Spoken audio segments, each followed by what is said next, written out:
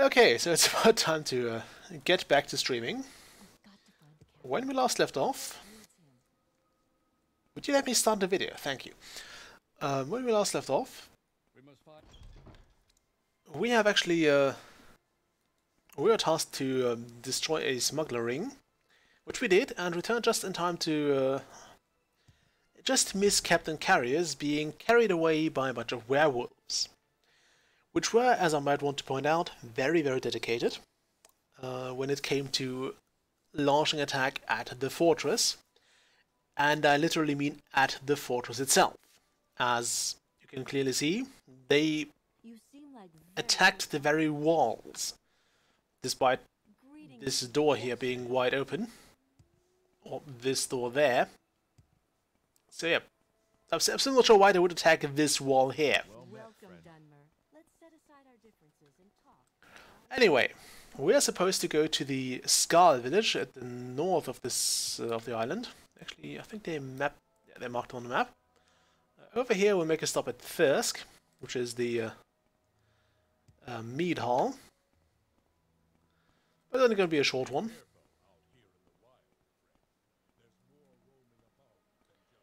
And we've also started... Oh, that's a Spriggan. We've also started looking into... or building the colony on Raven Rock. I don't believe those... I don't remember those being that frequent, so I think this is basically a bit of a level challenge here.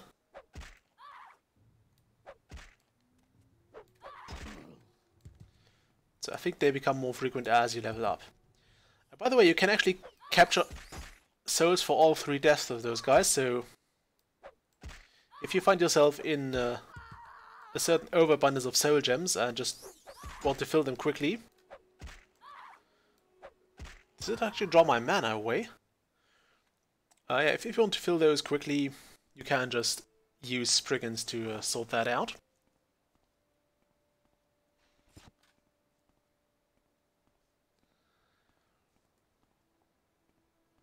Okay, however you might want to be careful for the most part.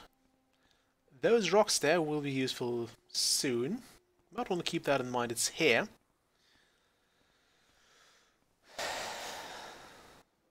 But I think they'll also be marked on the map. We also have a bunch of reading ahead of us. I think we'll get to this in this stream. Not sure how much of the main quest line will get done though. I think those here are the freezer hags. So these will be... No, I call this wandering through the wilderness. Anyway, those are the freezer hags, as I was about to say. You are more than eager to fight you. So there is a little point actually... don't drink that, no. There's a little point of actually... trying to be friendly to them.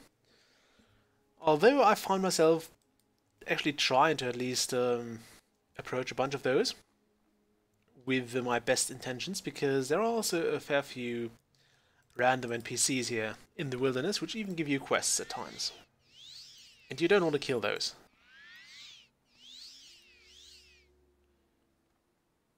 Okay. Yeah, last time we also finished the main quest of the... Can I use that? Yes. We finished the main quest of the Tribunal expansion and killed Almalexia. We also trapped her soul. Somewhere over here. I'm not sure what to do with this soul gem, by the way, though. It's massively valuable. I'm not going to sell that because it's 7.5 million. Nothing has that amount of cash sitting around. And on the one hand, I want to make some massively powerful thing with that. On the other hand, I'm also tempted to just enchant my House Dagger cup with it. Just to humiliate her, Almalexia a bit. Because she freaking deserved it. What are you?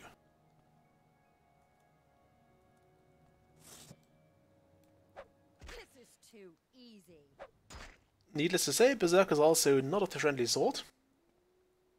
They are, however, not lycanthropes, so those are not werewolves or werebears in any sort. They're just people who enjoy running around naked. Or as naked as Morrowind and by extension the PG-13 rating allows them to be. Is Morrowind PG-13? I believe it might be.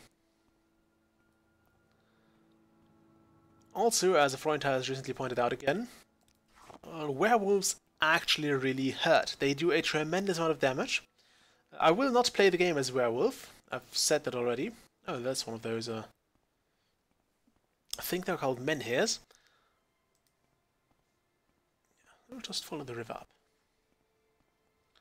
Follow the river through Lake Fjalding and then move on to... What's over there? That's a hawker.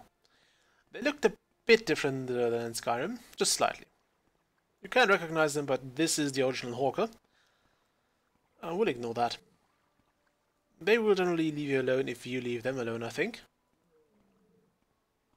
Are those more freezer hags, or are those actual NPCs you can interact with? There are a bunch of those around Lake Fjalding as well. And you really don't want to kill them. Those here, by the way, are Reeklings. And those boars, I'm not sure what those are. Forgot their name. Brushbacks, also, or bristlebacks, or something that... Yeah, bristleback. You want to be careful with those because either them or the Reeklings, which can also mount them, although they don't do that. I think this is basically they're either mounted or not. They don't change that anymore. Now they have a Reekling lance, which is a terrible short blade. To them it's a spear, to you it's just a short blade. Those guys there might be berserkers or raiders. Only one way to find out.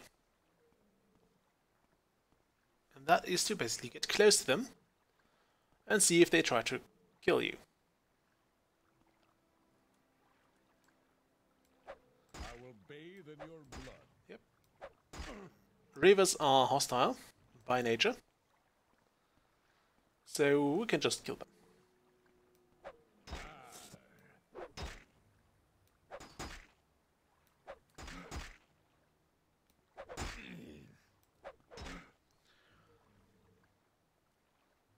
I prefer to take them on one by one, just because it's easier and less dangerous, although, to be fair,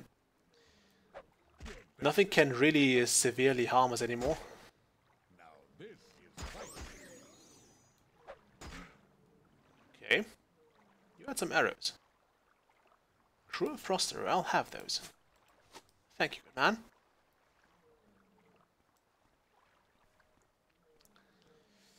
Let's try to push this guy against the rock, so now this is fighting.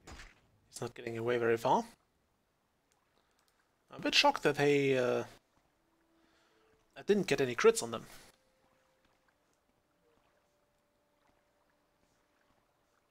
Oh well. Also, something you might have noticed at the beginning is that many of the denizens here have actual individual greetings, depending on both or on quests they may or may not offer you, or on other things. Especially the core ones in the quest line actually do vary their quest lines or their greetings a lot as you move on. Oh, a plague bear. I think those actually can transmit blight diseases, although they might also just transmit regular disease. I'm not sure. My guess is it would be blight. What is this? Why is nothing here susceptible to crits? I should actually score crits left, right and center now. They did not notice us. Sneaking was never really stripped. So there's another berserker over there. And it's actually very nice of the game to give you all those humanoid enemies. For one very simple reason. If you do decide to play the game as a werewolf, you basically, you don't need to, but one of the main concepts of being a werewolf is that you have to eat human meat once a night. So every night you will transform. And I mean every night, there is no exception. So it's basically similar to the vampire disease. You have a common disease and you spend 3 days not curing that. You're growing weak. Am I? If you spend 3 days not curing that, you will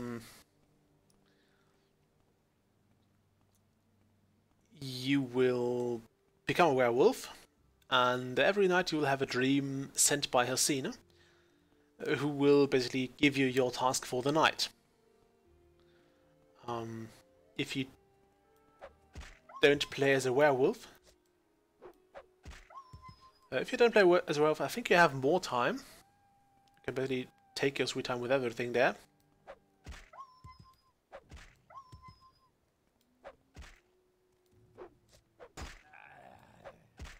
I'm so glad I'm immune to diseases.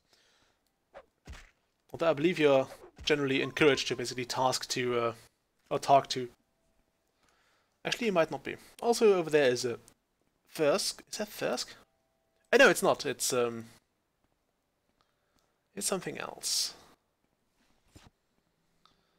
But it's a quest, so we will go there. There should also be... yeah, over there we see a Khajiit body with some music and the Song of Uncle Sweetshare, which I'm not going to sing, but I'm going to recite it here. We'll also give you alchemy skill. Hee-hee-ho, to the workshop he will go. My uncle's candy is so sweet, it's such a yummy winter's treat. When the sugar is warmed by the pale half-light, the happiness spreads throughout the night. Hee-hee-ho, to the workshop he will go.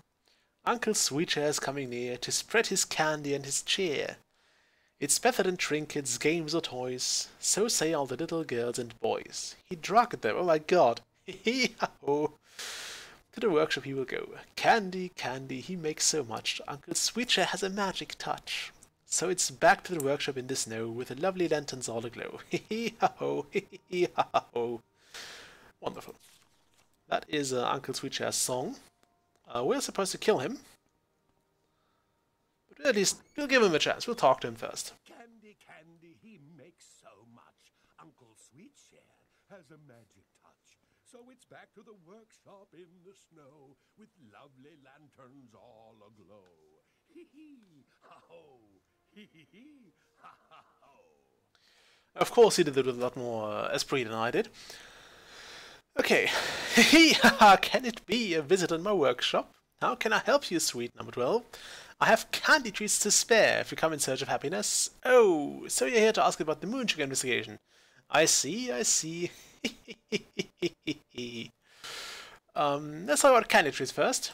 My candy treats are tasty and filled with special sugar and love. They bring happiness to everyone on Solstheim.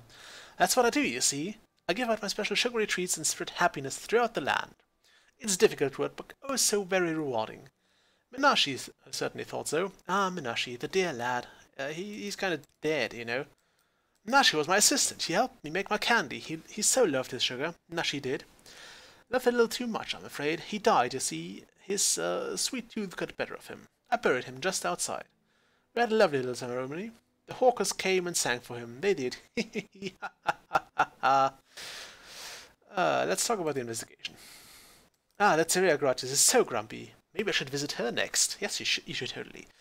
Because that's what I do. I visit the sad and miserable and spread all the happiness I can. It's the way of Uncle Sweetheart, you see. Now that Jeline, there's a sad, sad boy.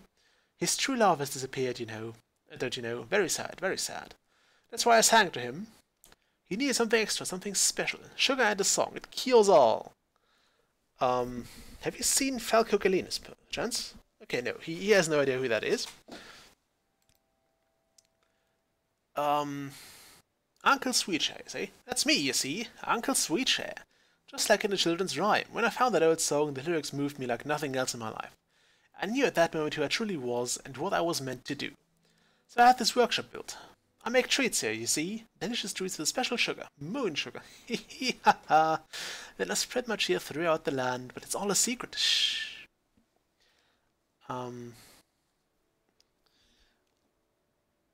I can kind of relate to him, so I will promise this. I'm gonna say if you stop poisoning people, then I will spare you, and you just give me your white helmet, we'll be fine. Give me my helm. Stop sharing my sugar.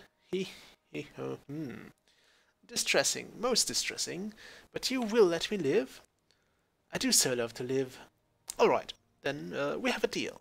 Here's my white helm, and you have my promise. I will not spread any more cheer. I will keep all my candy to myself. That won't be so bad, will it? Ah, what a lovely little guy. This person is weird. I think we could also basically keep his workshop now to ourselves if we so desire.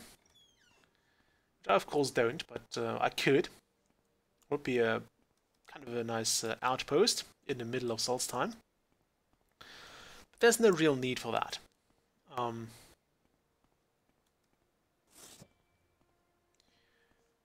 There are plenty of actual houses you can own on Solstheim. It's kind of weird. But they're actually very generous with that. I think they basically got that. One of the main things that was kind of missing in Morrowind was the ability to have a place to store all your loot. Especially in terms of boxes, and it's also just nice to actually have a place to own. Where you can kind of roleplay resting. If you want to go a little bit further and say, okay, I'm only going to rest in my own house, in my own bed. I'll have to buy some new hammers.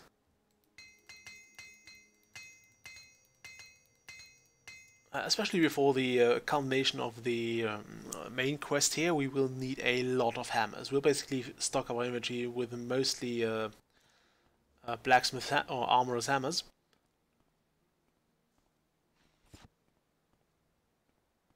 I thought this was a dragon grave there, but no, it's not. If it is, it's not intentional, I suppose. I think that over there is a Thirsk. You can see it there, just barely through the trees. I think it has changed a lot by the time Skyrim has rolled around.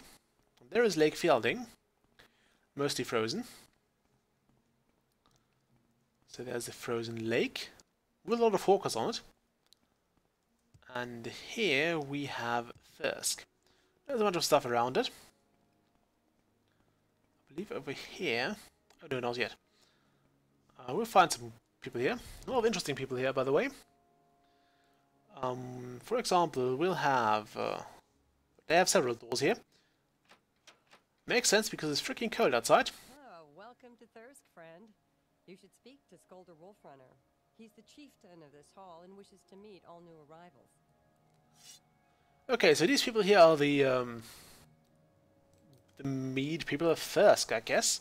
Well, stranger, I'm Wolfrun, and I welcome you to the mead hall of Thirsk. So long as you behave yourself, we get along just fine. If you want to buy some meat, just ask. If you haven't already, I suggest you introduce yourself to Skolder Wolfrunner. He's the chieftain of this mead hall, and will want to greet a new arrival. Oh, fine. Could you tell me about Mirisa? Talk to Eric, that's all I say. Okay, fine. We'll talk about... we'll meet him first here. Hail, good man! Skolder Wolfrunner is my name. I'm the chieftain of Thirsk, and welcome you to our home. You'll not find a better mead hall anywhere, not even in Skyrim. For 100 years, Thirsk has withstood all manner of attack, from the snow and hail to those infernal reeklings. But the mead hall still stands, and its hospitality is unmatched. Please stay and relax. Enjoy our fine drink and seek shelter from the cold. Here, my friend, taste the nectar of shore. You get some free mead, which is kind of nice. It's white and wet. What more can I tell you? What about the Reeklings? They're vicious little things. If you see one, you're in for a fight. If you see one riding on a tusked bristleback, you're in for a real fight. As I was born native to Solstheim, and there are lots of them around, and they're sometimes hunted for their meat. The bristlebacks can be vicious, though, too. That's why Reeklings use them as mounts. Okay, there's nothing too interesting here. This here was the previous chieftain.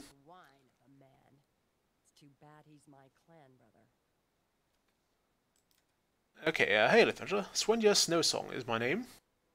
Isn't that a character in Skyrim as well? Probably not the same. We welcome guests here at Thirsk, so long as they behave themselves. Respect my home and my clan, and we'll get along just fine. One word of advice though, stay clear of Eric the Unworthy. He's more trouble than he's worth. Why so? He's a disgusting brute of a Nord. I've met Frostboars more charming than that oaf. He may be my clan brother, but there are the days I wish someone would just come in here and teach that oaf some manners. You get what I'm saying, adventurer? Yeah, we have to talk to him anyway. Eric the Unworthy. Distance, friend, if you want to keep your head. Can't tell about Marisa. Yeah, she came here. The self-righteous harpy wouldn't shut up. What right did she have, telling Nords to give up their mead? Maybe she got lost in the snow, or maybe the wolves got her. Zolsheim can be a dangerous place, if you get my meaning.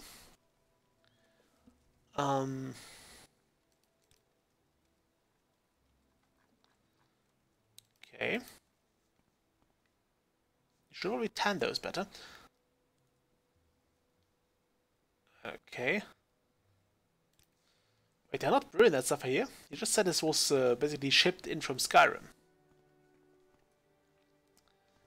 That's strange. Also, let's see. A book. House of Troubles. There's actually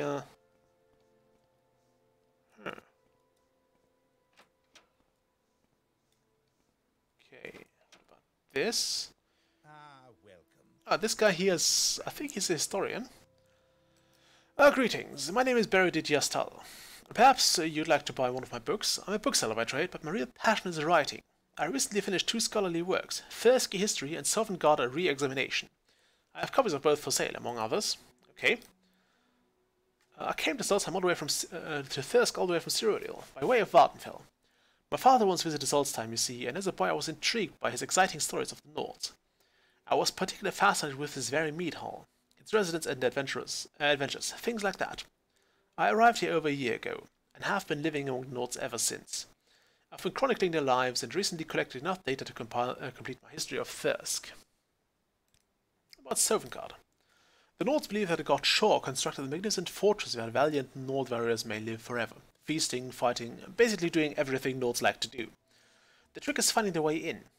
According to legend, the entrance to Sovngarde is hidden, and only those who take up the search may ever find the way in. But according to my research, which I've chronicled in a new book, the way into Sovngarde isn't quite what they thought. I'll actually buy the history of Thirsk. The Black Arrow, Anticipations, Thirsk history. The other one we can't get just yet.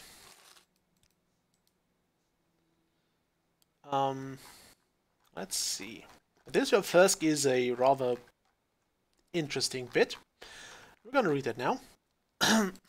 Thirsk, A History. By Beridit Yastal. On the eastern banks of Lake Fjelding stands Thirsk, a grand mead hall that serves as the home and center of operations for a most valiant clan of Nord warriors. Approximately 100 years ago, a small group of Skarl decided to leave their main village and free themselves of their brethren's strict adherence to nature worship. They sought to live life as their ancestors had in Skyrim, free to kill what they wanted when they wanted, free to worship in any manner they chose. The group braved the harsh weather and travelled south toward Lake Fjelding, where they found a perfect location for a new settlement. There they decided to construct a grand mead hall that would serve as their home and hunting lodge. After several months of building, the companions had completed the task and named the mead hall Thirsk. The settlers looked upon all they had accomplished and were truly proud of their accomplishment.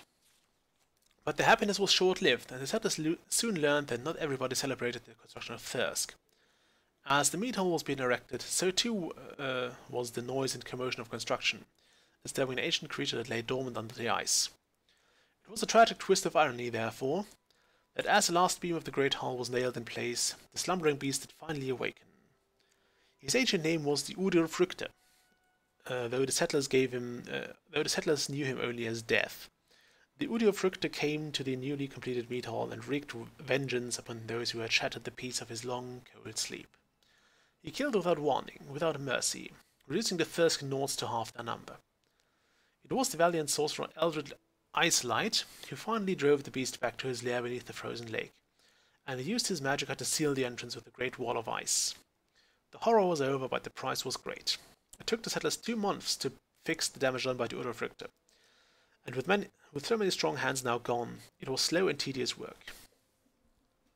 Finally, Thirsk stood tall and proud once more, but even though the settlers had worked together to construct the meat hall and drive away the threat of the Udolfrictor, tensions quickly grew over who would serve as their leader.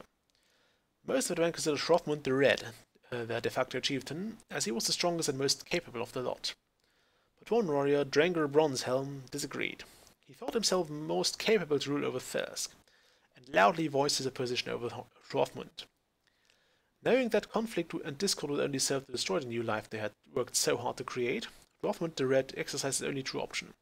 He swung his great axe and beheaded Drengr Bronzehelm where he stood. The Nords appreciated more than anything a warrior's prowess in battle, and Drangr's slaying proved them that Hrothmund was indeed most worthy to be Thirsk's chieftain. So that the other Nords would never forget he had proven his right to lead, Hrothmund placed Drangr's head on the pedestal in the center of the Thirsk's main hall, for all to see. And so began Thirsk's most time-honored tradition. Any warrior, regardless of race or sex, would claim leadership of the mead hall by displaying the most impressive battle trophy on the Great Hall's pedestal. So long as the spirit of Hrothmund the Red consented, that warrior would be named chieftain.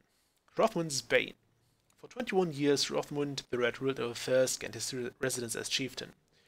With his soft voice and great axe, which was said to be the largest weapon of its kind ever wielded by a Nord, Hrothmund brought peace and prosperity to Thirsk.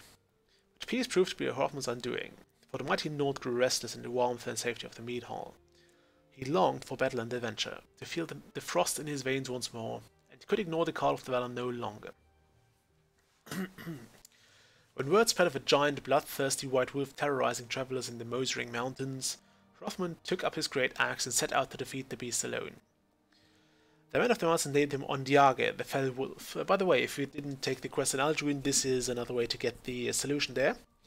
The beast measured large as an ox, with fur as white as new fallen snow, and it was said that no man nor woman alive could bring Ondiage down. The words of the mountain folk proved true, for while Hrothmund did hew one leg from the fell wolf, Ondiage devoured the mighty Nord whole, leaving only his great axe as a grim reminder of a man's failure against the beast. Filled with sorrow and rage, the residents of Thirsk marched to the mountains in search of the wolf, called by then Hrothmund's Bane. Only together did they manage to slay Ondiage, and as family they feasted on his roasted flesh. The following list of Thirsk's chieftains since Hrothmund's first ruled. Hrothmund the Red, Nord male, slew Drengr Bronzehelm and presented his head as a battle trophy.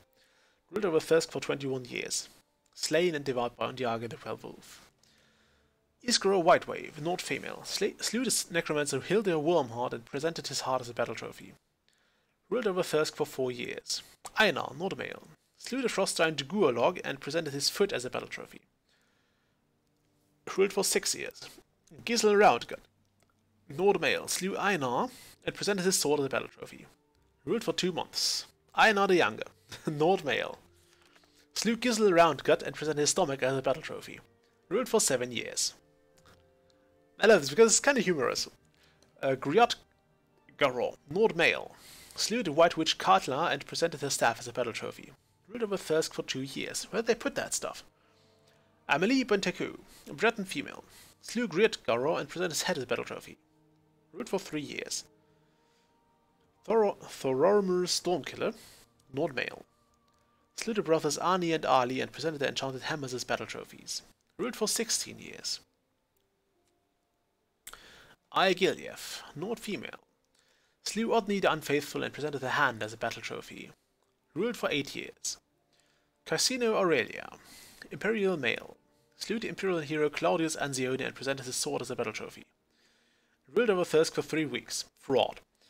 Eljar Bearskin, Nord male, slew the Imperial fraud Carsino Aurelia and presented his tongue as a battle trophy. Ruled over Thirsk for 5 years. Falki the Fat, Nord male, slew a pack of 6 rabid wolves and presented their claws as battle trophies. Ruled over Thirsk for 3 months, succumbed to madness and death as a result of rabies. What a happy life.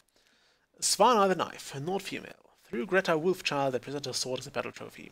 Ruled for 4 years. And Binir Whitebeard, Nord male, slew 3 Orc Raiders and presented their eyes as battle trophies.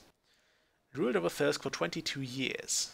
Those eyes must have stank to high heaven by then. Okay, Skjoldr the Wolfrunner, Mordermale. Slew the wizard Gris the Yellow and presented his head as a battle trophy. Ruled over Thirsk for 3 years thus far, and still. Tree 10 as of the writing of this book. Okay, so I was wrong, it was not the previous owner of the mead hall, it was basically this guy. Expansion. The Thirsk mead hall is nearly the same today as it was over 100 years ago. A testament to the quality of its construction. But while Thirsk itself did not grow, its inhabitants did, and before long the grand mead hall could not house all who wished to dwell within. So over the years, many Nords have left Thirsk to establish their own private dwellings out in the wilderness of Solstheim, relying on the island's many caves and natural shelters.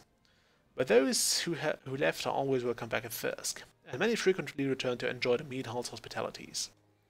It is also important to note that although over 100 years have passed since the group first left the Skarl village, the Skarl and Thirsk Nords have always remained civil to one another, and even trade resources on occasion. Relationship with the Empire. Throughout the years, the Thirsk Nords and the Empire have entered into a simple but effective relationship. They leave each other alone and everyone is happy. Soon after arriving on Solstheim, the Imperials realized that their authority on the island was limited to Force Frostmoth and its vicinity. Solstheim was, is, and probably always will be a savage and frozen wasteland, more suited to ancient Nord custom than conventional Imperial law. As long as the residents of Thirsk leave Fort Frostmoth in peace, the Imperials at Fort Frostmoth will reciprocate. In fact, the relationship between the two locations is fairly civil. The Thirsk Nords gained considerable favor with the Empire when they delivered the Breton fugitive Alain Montrose to the garrison at Fort Frostmoth, after he attempted to hide out in Thirsk. Law and order within Thirsk. A lot of theatres, it's not usual for a German to have those. Within the mead hall, the chieftain serves as judge, jury, and executioner if necessary. The reality is that Thirsk has always been a fairly peaceful place, with camaraderie and goodwill the norm. Solstheim can be a harsh home, and the Nords of Thirsk have long realized that fighting each other isn't nearly as productive as battling the island's bears, wolves, dragons, reeklings, and whatever other fell creatures may roam the island. Still, there is the occasional disagreement, which more often than not ends in bloodshed. And every few years someone gets it into his head to challenge the chieftain for a blood duel to gain possession of Thirsk. Generally speaking, the Nords of Thirsk are one big, happy, barbarian-like family. And like any family, they have their squabbles. Wasn't that a fun book? Okay, we'll close that, because I think we need to pick some locks now. Quite sure it's this lock here. Since we have plenty of mana, magicka rather, I'm going to use my opening spell.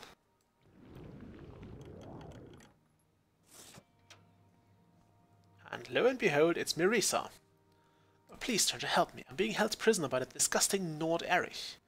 I came to the meat hall to preach the way of the Nine Divines, and this is how I was repaid. Okay, I came to Thirsk to preach the word of the cult, and dissuade the barbarians from their love of drink.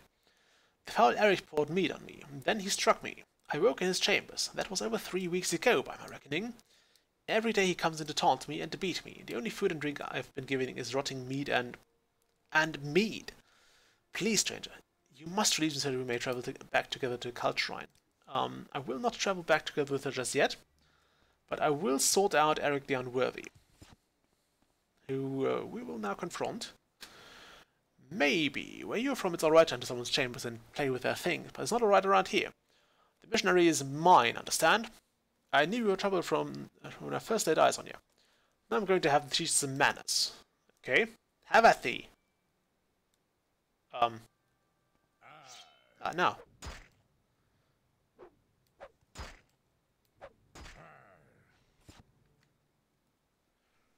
Okay. I will have his key.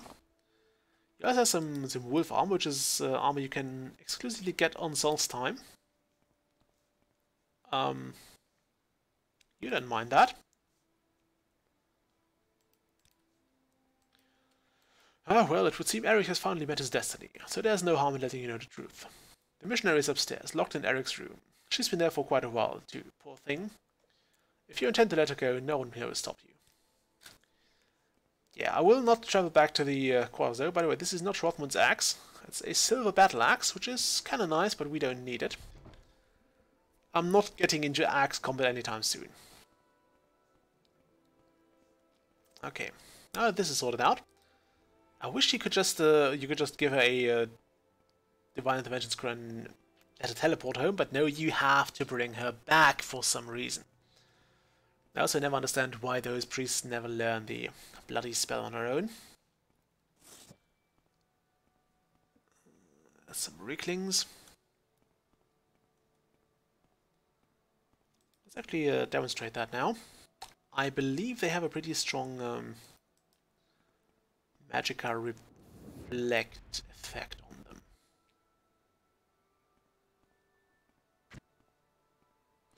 them. Which I will not see if I miss them.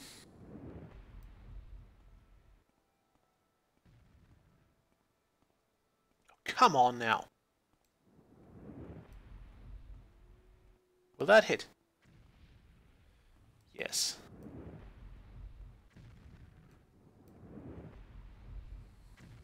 Ah, there you go. They do reflect. You can see the effect goes back to me. And now it do.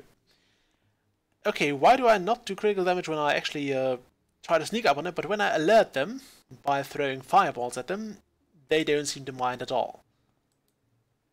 That's weird. So I think this is this might be a mistake. A pretty horrible one at that. Those guys are always hostile. I'm pretty sure they're always hostile.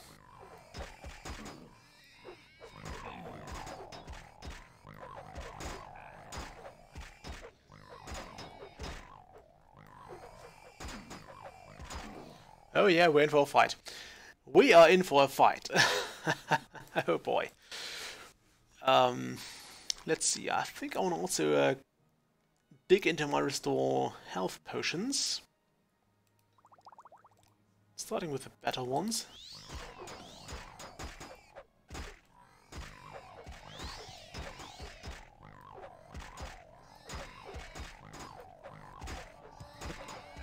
That's one down.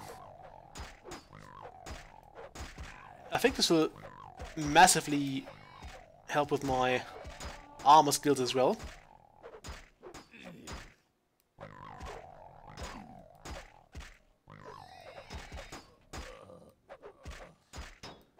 I wish this actually had a magic effect on them. Okay, are we all sorted now? Yeah, that was a bit more brutal than expected. We didn't block too much, but our ebony mail has held remarkably well. I would like to heal myself now. At least a bit, you know.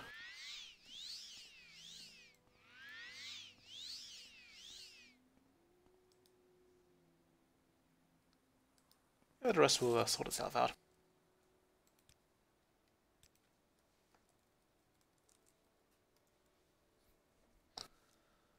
I believe Marita will just wait for us to pick her up on in Thirsk, so it's fine. We don't have to worry about her. I believe in relation to Skyrim, the location of the Skull Village has slightly shifted. It's over here. So this would be the village. And I'm sure people will love us here. You there, good man. Have you recently abducted a Imperial... You're not Vascar. Speak with Tharsten Heartfang in the Great Hall. He's our leader and will deal with you. Okay, fine. The Great Hall is probably the big one over here.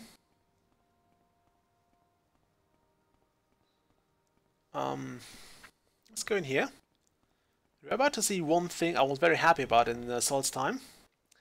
The only cliff racer in the entirety of Solstheim is this one. And it's dead. So, yeah, that's a positive thing. Hello, Mr. Heartfang. What do you want, stranger? The Skull wish you no harm, but you will mind your manners while you're within our walls. We will make no exceptions. Now, what is this I hear about an attack on the Imperial fort? It has been kind of attacked, yes. Those soldiers, pah, they cut their trees and dig their holes and have little to show off their day's toil. They do not respect this landlord's creatures, and for that, I find them offensive. But though I have no love for them, the Skull would never do such a thing. We prefer to let the Imperials kill themselves solely. these creatures that attacked, these were not wolves of this land. Now, have you finished your business here? Not quite. You say you brought the bones of one of our ancestors? Stupid Imperials. They need to learn to leave the things as they are. Still, it is good that you have returned this to the sky. Perhaps there is hope for you and your kind. You are welcome here for the moment, but there is much to atone for. Oh, great. Why do I keep having to atone for people? The Imperials in their fort have brought nothing but harm to these lands. They cut the trees and dig the earth. They are wasteful, lazy, and careless. They have no comprehension for the oneness of the land. It is this oneness from which the Skal derive strength. And the Imperials have defiled these lands. What is oneness? This is what gives the Skal power. It is the balance of our lands, the trees and the waters, wolf and bear. The Imperials have no respect for this balance, and we pay the price. So we have defiled the lands. Through their carelessness, the Imperials have upset the natural order, the oneness of the land. This is their nature. It must be balanced once again, and the All-Maker appeased. I wish for you to make things right. You will be the one to restore the power of the Skal. Okay. It is right that you do this, and as it is your people who have caused it. Not my people, I'm supposed to cast them out. Speak with Cursed Wind-Eye in the Shaman's hut. He will give you further instructions. Okay. So, he will indeed give me further instructions. Shaman's hut, I think, over here. No, it's been so long ago. I think this might be the Shaman's hut. No, that's Ice Main's hut. Another quiet. This here, Lassenel's house. Shaman's hut. Of course, it's the last one. It's quite a spartanic life here. Hello, Cursed Wind-Eye. I hear you help me restore the power of the sky. Hardfang wishes for you to do this, does he? Then I will assist you. There is a ritual that must be completed. On Salt's time you will find 6 standing stones, each representing one of the 6 gifts of the All-Maker. At each of these stones a ritual must be completed. Once the ritual of the gifts is complete, the oneness should be restored. Okay. What is that ritual? It would be too much for any not of the Skal to remember. Here, take this. It will explain rituals and guide you on your way. This book may be of some use for you as well. If you remain with the Skal, you should understand our beliefs. So, the ritual of the gifts. I hope your way has been easy. I haven't even started it, you just gave me those bloody books. Where do we have it? I want to start with the location of the stones, which should be here. So we got a map. There is the Wind Stone, which should be nearby. The Beast Stone we've passed on the way here. The Water Stone, the Tree Stone, Earth Stone, which is should be near Raven Rock. And the Sunstone. I think we also passed a part of the... Oh well. Now what are we supposed to do here? This is actually written in this book we got. Not in the Lusty Argonian Maid. I'm not going to read that again for you. I hear the story of Ivar Stonesinger. Let me just drink something.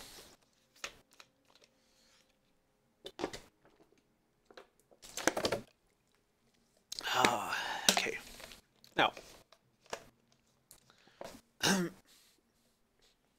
sit quietly, child, and listen, for the story I tell you is the story of the ages. But what is it, grandfather?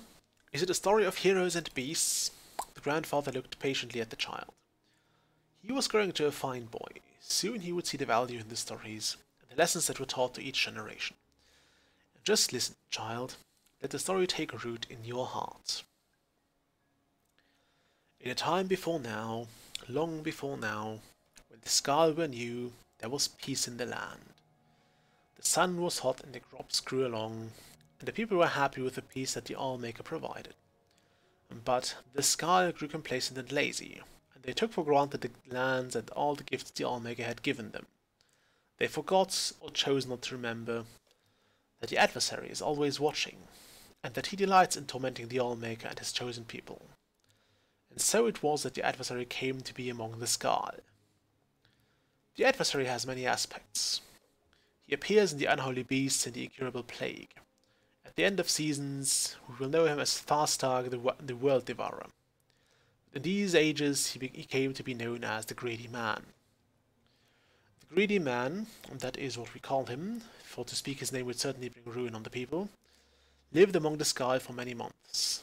Perhaps he was once just a man, but when the adversary entered into him, he became the Greedy Man, and that is how he is remembered. It came to be one day that the powers of the sky left them.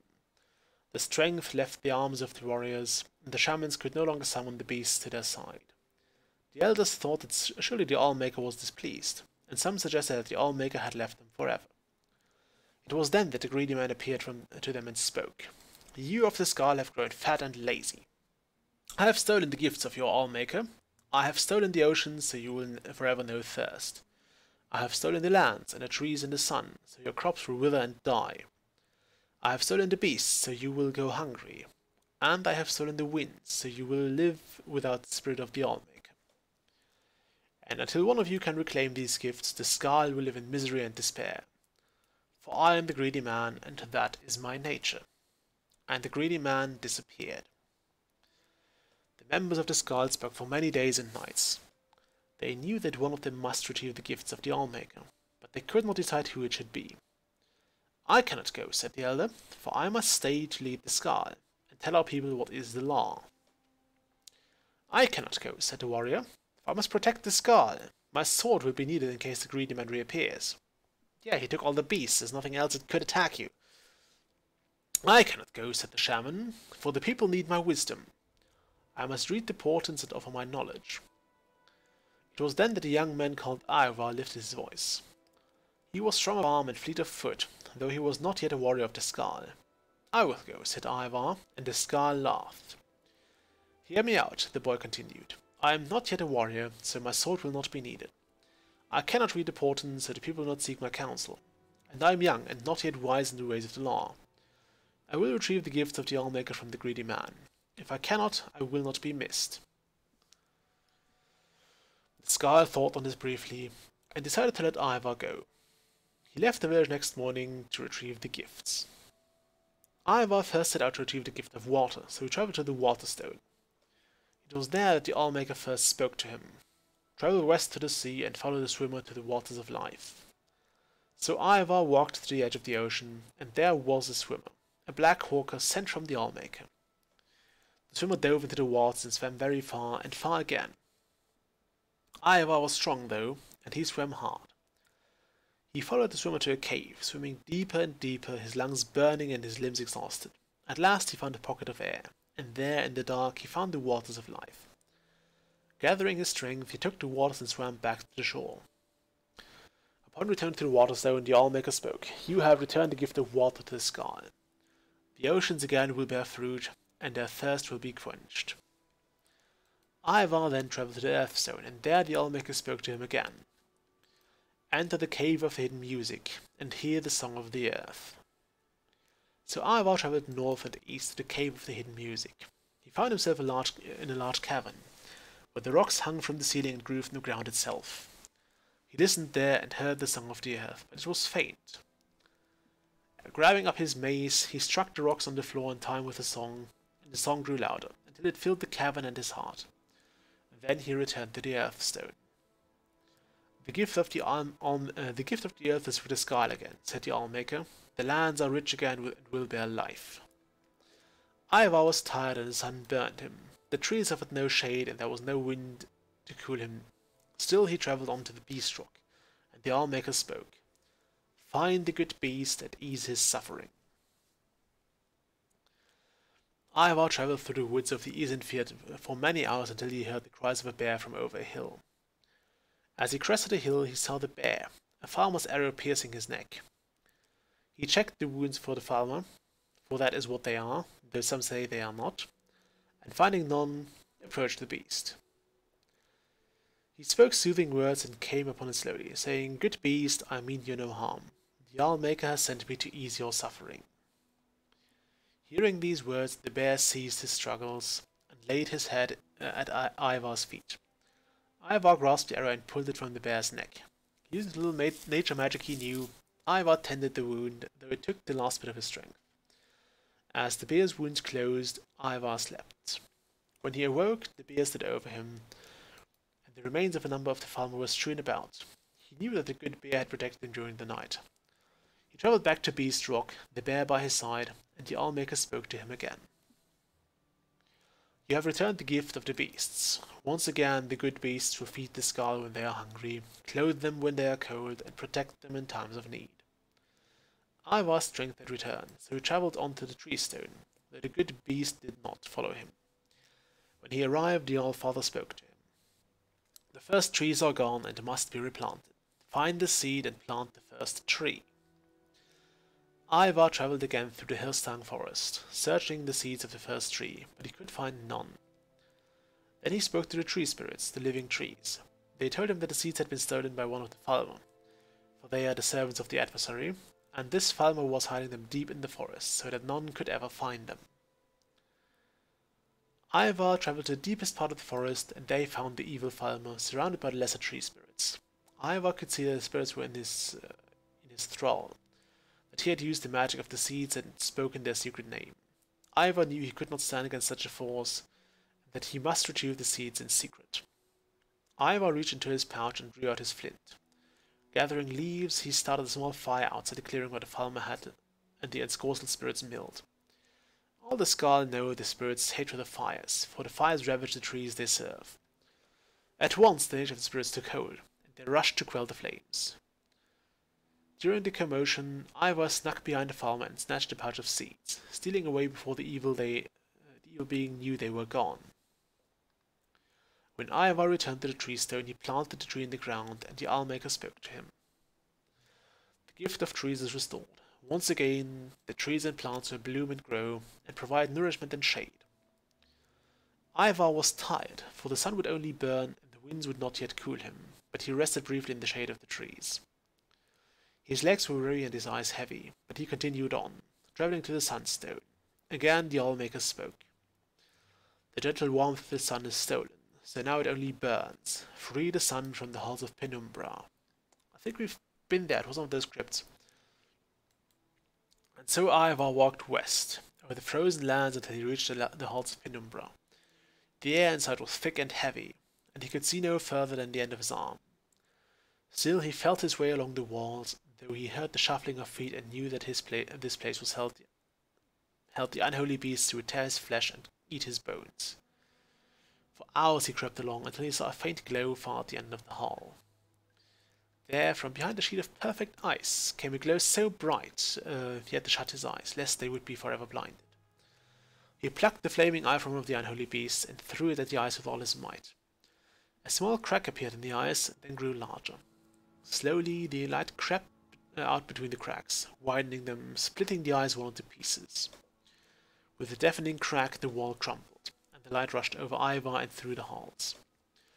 He heard the shrieks of the unholy beasts as they were blinded and burned. He ran out of the halls, following the light, and collapsed on the ground outside. When he was able to rise again, the sun again warmed him, and he was glad for that. He travelled back to the Sunstone where the Allmaker spoke to him. The gift of the sun is the scars once again. It will warm them and give them light. Ivar had one final gift he had to recover, the gift of the wind, so he travelled to the Windstone, far on the western coast of the island. When he arrived, the Allmaker spoke to him, giving him his final task. Find the greedy man and release the winds from his captivity. So Ivar wandered the lands in search of the greedy man. He looked in the trees, but the greedy man did not hide there. Nor did he hide near the oceans or the deep caves, and the beasts had not seen him in the dark forests. Finally, Ivar came to a crooked house, and he knew that there he would find the greedy man. "Who are you?" shouted the greedy man, "that you would come to my house?" "I am Ivar of the Skull," said Ivar. "I am not warrior, shaman, or elder. If I do not return, I will not be missed. But I have returned the oceans and the earth, the trees, the beasts, and the sun. And I will return the winds to my people, that we may feel the spirit of the Allmaker in our souls again." And with that he grabbed up the greedy man's bag and tore it open. The winds rushed out with gale force, sweeping the greedy man up and carrying him off, far from the island. Ivar breathed in the winds and was glad. He walked back to the Windstone where the Owlmaker spoke to him one final time. You have done well, Ivar. You, the least of the Skal, have returned my gifts to them.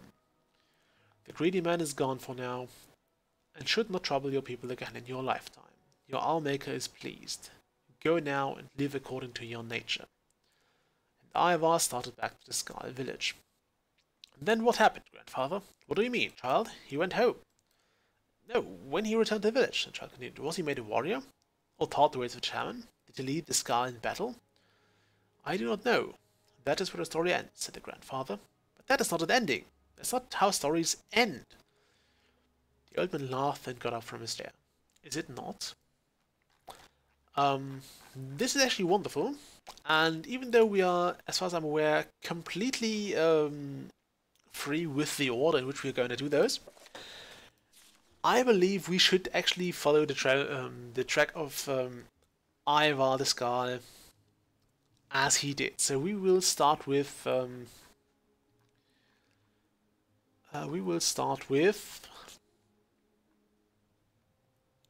Waterstone.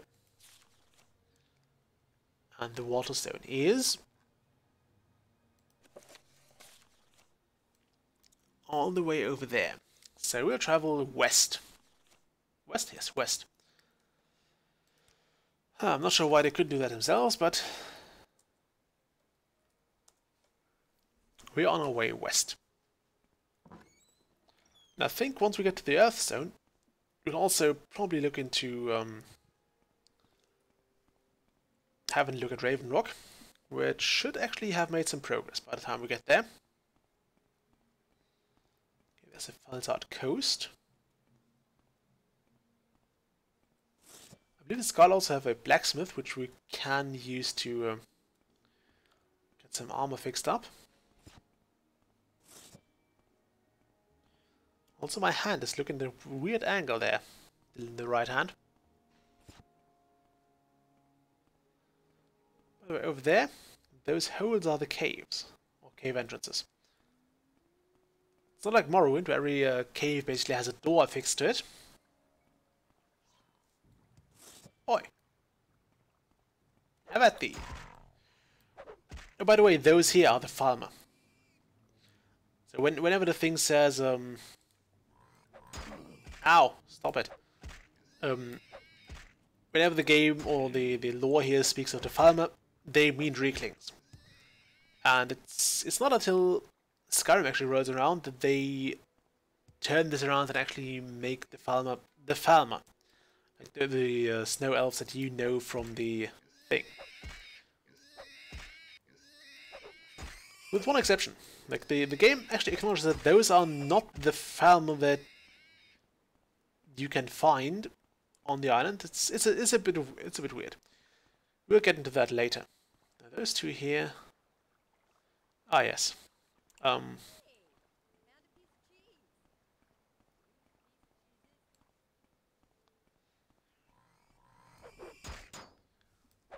Those of you who have paid attention will know that we have actually seen Erna the Quiet's house in the Skal village, so do not kill her.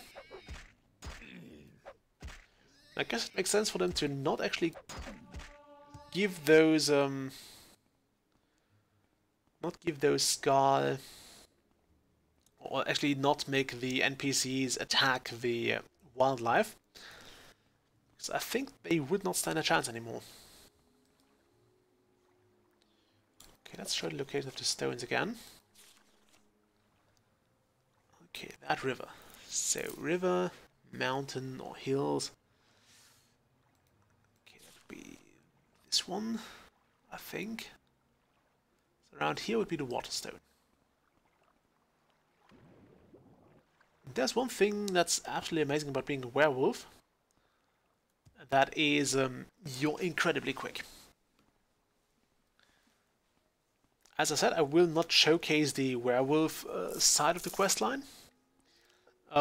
Quest-wise, it's basically the opposite side, so it's kind of a team thing. You have either Team Skal or Team Werewolves, and although you're usually alone on Team Werewolf, as your fellow werewolves are just basically useless, or dead already, Anyway, so for example, yeah, one side has to find something, the other side has to defend it.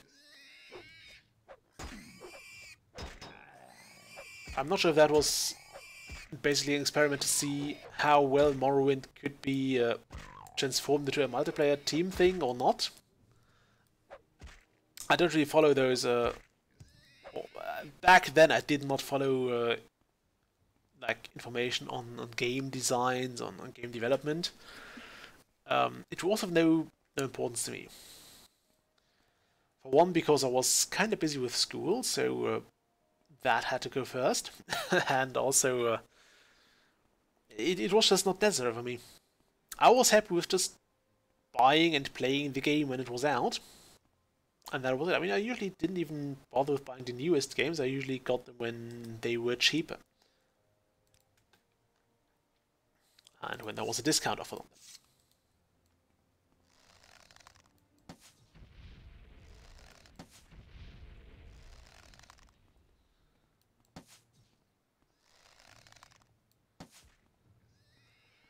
But be careful with those. As you have learned, repel magic. Or even reflect it, which is highly inconvenient. But I think we're well prepared for Sol's time.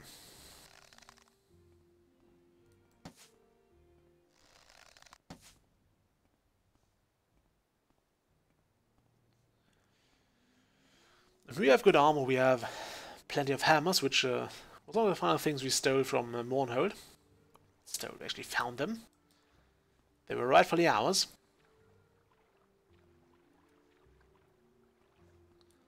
I think over here somewhere might also be Rothman's grave. So we can finally return to that guy in Aldrune and tell him we found his airship.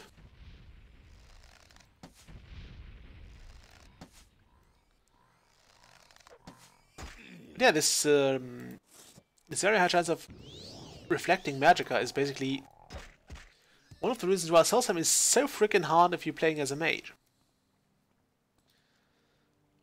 Because everything has a very, very decent chance of just putting your own spells back to you. And I'm not sure if that was a good idea, because Morrowind overall is already quite punishing if you're trying to play as a mage. Because of this very, very strict magicka limitation. And actually my first playthrough, I've ignored most of the magical spells and abilities.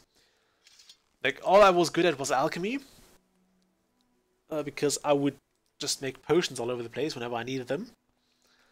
But destruction magic, I completely ignored for the most part. Same with any other skills, maybe, yeah, even healing magic. I carried a crapload of ingredients, as I do now, and it was never necessary. And since I was usually playing with the ritual sign, even though I never really actually used the undead or the eternal undead spell that it gave me, not even sure why I picked it. Like the shadow or the tower would be so much more useful, because the shadow gives you invisibility, like 60-second power, so once a day you 30 seconds. It's plenty of time if you just want to grab something or sneak through somewhere. Altar of Thrond. That's useful if you wish to remove the werewolf status from you. After, of course, not curing it.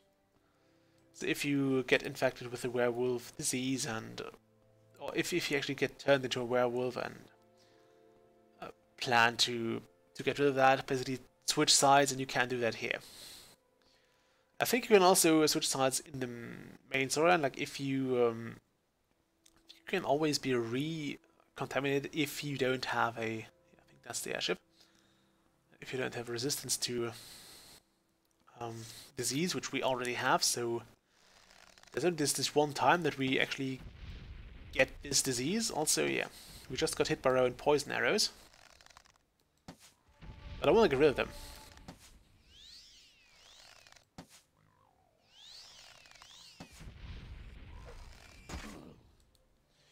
Just get rid of those arrows.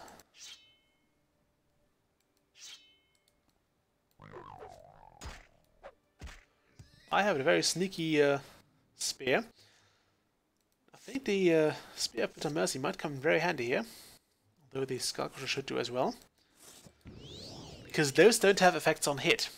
Everything that has effects on hit will basically be kind of a liability to us now. Because yeah, almost every self-respecting monster here actually has the ability to reflect magicka on you. So you're really not doing yourself a favor with, for example, the Blade of Narrow. So I have no idea why I brought it here. I guess I had my reasons, but I forgot which those were now. Yeah, this would be the airship.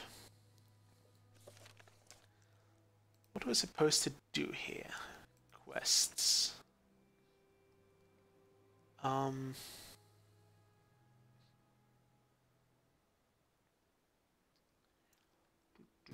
Where is it? The Patchwork Airship. Okay.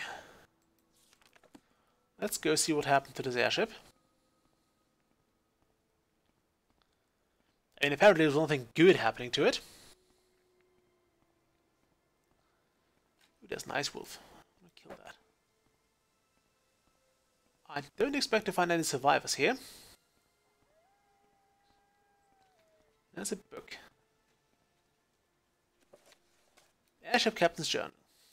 Captain of Journal of Roberto Giordano. Command the Beauchamp Expedition. Entry 1. Today is the day. Beauchamp's airship seems sturdy enough, and the crew is ready to set sail. We'll travel north-northwest until we reach the island of Salt's Time. According to Beauchamp, the Rothman's Bane Wolf Formation is somewhere near the Mosering Mountains. The barrow we are set to explore is located at the Wolf's Eye. We'll get Beauchamp's precious magic item and we'll be back at the Guild of Mages in a few days. What could possibly go wrong? Hello Christmas Valvas. I'm usually trying to sneak. It's not necessary, but I like sneaking just so I don't get attacked that often. Entry 4. Damned conjurers, sorcerers, inventors, scientists and all the academic ilk. Beauchamp promised me this airship would hold together. Promised me it would be sailed just like a seabound craft. All lies. This monstrosity is barely holding together. We've been trading bits and pieces of it ever since we left Aldrune. Just an hour ago we lost one of those Draymond cogs from the main engine. If this were a frigate or a sloop, I'd be holding it together just fine. But alas, trying to control an airship is like setting sea in a barrel with a spoon for an oar. Entry 6. Land ho. Entry 7. It's normal for a crew member to get edgy, but the Argonian finally went berserk. I told him repeatedly before we left Aldrune that an airship sails in the sky, not on the water. He told me he understood, but his fear of heights must have finally taken sway. In a frenzied state he grabbed the wheel and almost forced us into the sea. I had no choice but to run him through. Swims in Swells was his name, and a good crew member he was before his unfortunate incident. I would have preferred a burial at sea, but considering our current situation we had no choice but to toss his body overboard. We aimed for the ocean, but by that time the airship had drifted over Salt's Time. Alas, I fear we missed, and his corpse landed somewhere on the southeastern shore. Maybe we'll find him. Entry 9. We've located Rothman's Bane. At least the Beauchamp was right about something. The wolf formation runs from west to east, with the head and eye towards the eastern end. We look here for a place to sit down and then explore Rothman's Barrow, assuming that is where Beauchamp said it would be. I must also note that the going is slower than I'd like. There's a felt chill in the air, and I don't trust the dark clouds that have gathered over the mountains. Entry 11. We've been assailed by a blizzard, the likes of which I've never seen. I fear the storm, but could never imagine anything like this. Beauchamp's contraption is coming apart at the seams, and I don't think we can hold attitude. There's nowhere to land, but land we must. Entry 12. Dead. All of them dead. Dead? Most of the crew were killed instantly when the airship went down. The few that made it soon succumbed to the cold. I alone survived. Need to make a camp. Snow is blocking my way to the ship's hold. I go to the barrow in the morning. Can hardly write. My hands are nearly frozen. So cold, so cold. So hungry. Madness taking me. I can feel it. I can see eyes, night wolf eyes. Hear them. So hungry. Eye of wolf coming. White wolf so cold. Okay, we'll take that. I guess he means that wolf that's over there.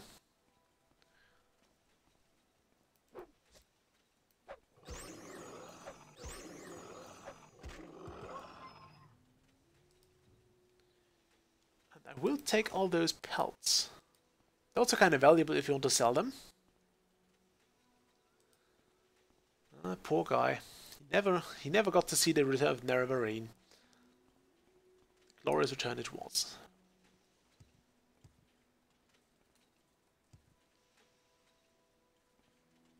Authenticity in all honest, but did you really need a Dwemer figurehead?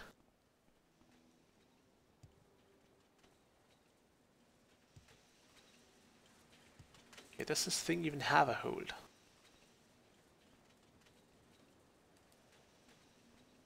I don't think the hold is actually accessible anymore. I will not look for Rothman's thing.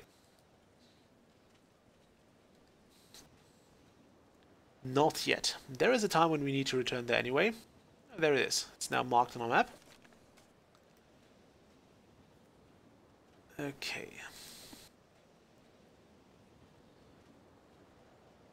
There, I can see that snowstorm now. Aren't we glad we have left those ash storms behind so we can now get into snowstorms?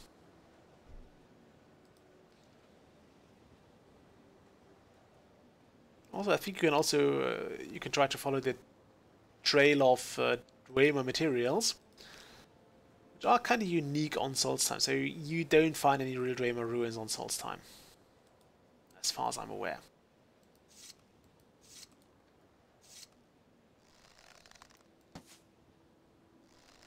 Come on.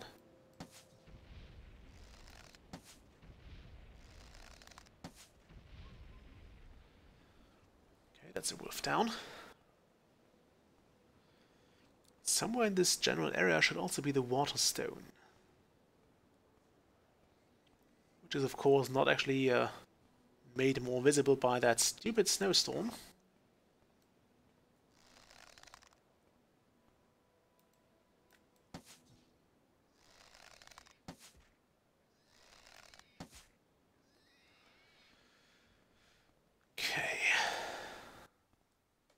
Shouldn't be that one, but I'm going to look at it. It might be in the end. I'm also walking fairly slow because I'm very, very close to being over encumbered. No, this is not a Waterstone, it's just a giant rock.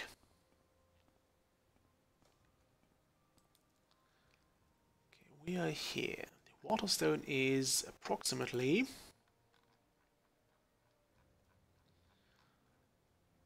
location of the stones.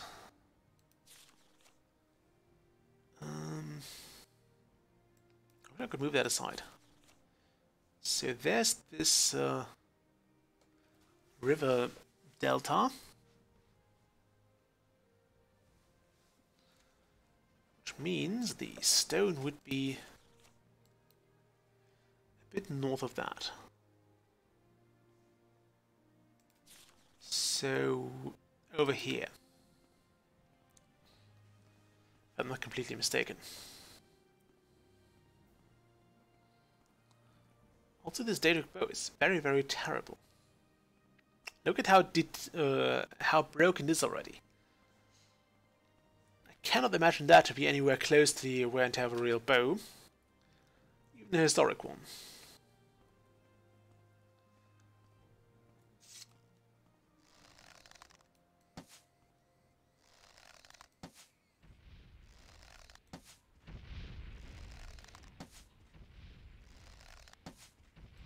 On, die already.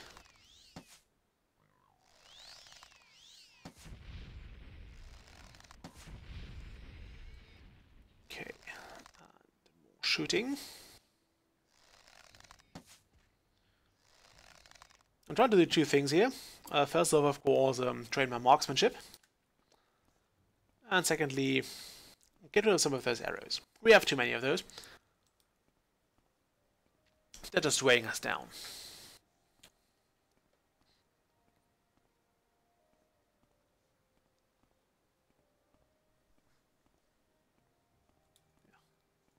I got some foliage there.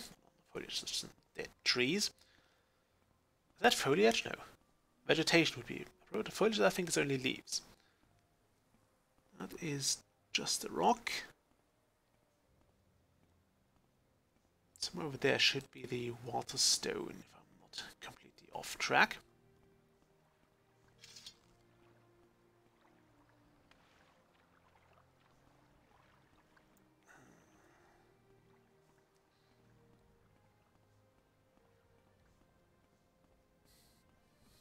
Of course, we could just try to levitate and find it from the air. But Ivar did not fly, so we won't either.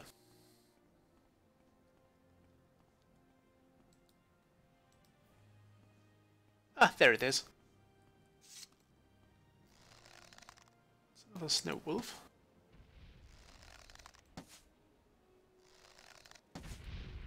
It's very quick. Very, very quick.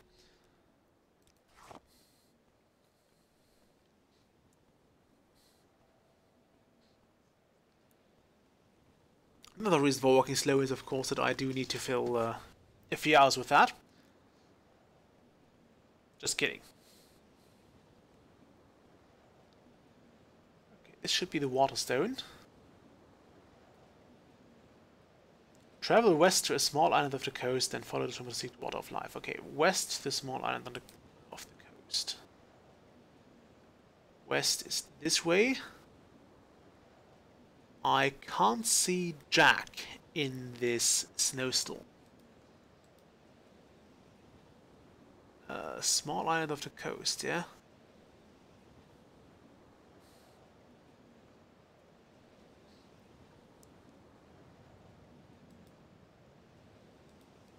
Never thought I'd say that, but I actually miss those ash storms now. Okay, travel west to a small island of the coast. Now, what constitutes as an island here? Which is an iceberg and what is an actual island? Okay, we need to find a black hawker somewhere.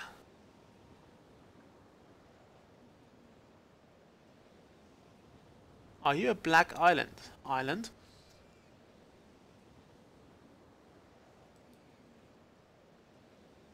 Is it this one here?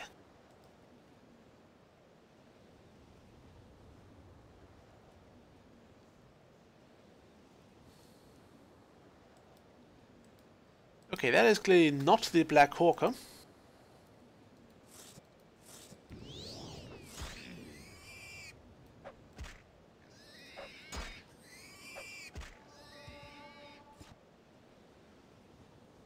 Okay, west. Travel west, it said.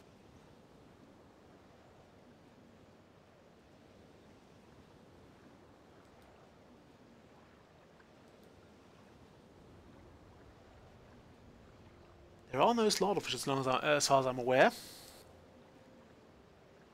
Can't zoom in here. Let's just assume it's this island here. There is a Black Hawker indeed. Okay, the swimmer, lead the way. I will just have a quick sip of a magical restore potion. Should do. I think it might also help to have one of those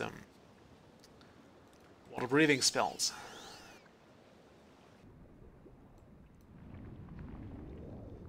Yeah, we can actually see underwater a lot better than we can see over water, which is weird. Okay, swimmer, lead the way.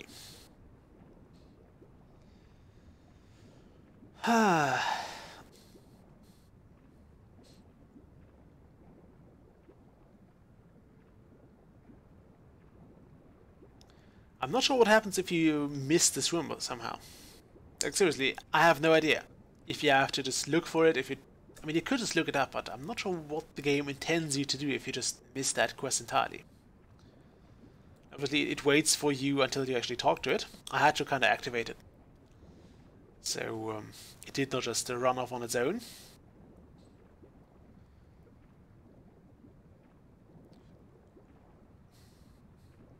It's kind of weird that they did not actually bother to voice the commands of the Allmaker there. Whereas everything else got even several greeting commands. Or greeting lines even. Oi!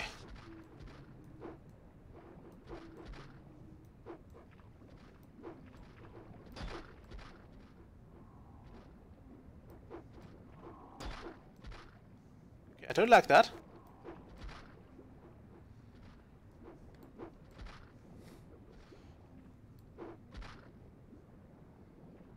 Okay, we're gonna heal that guy. Just to be safe. Did not expect that many droid to come here. Wait for me, swimmer. Might have to go with a...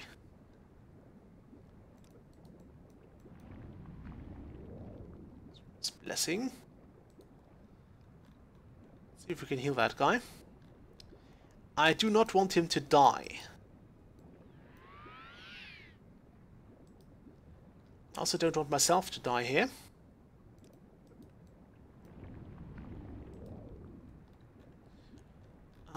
Can I heal companion?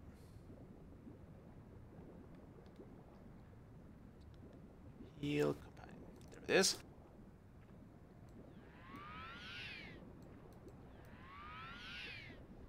No? Fine.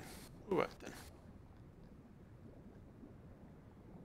Get this spell ready again. Okay. Oh, he has indeed. Okay. Thank you, swimmer.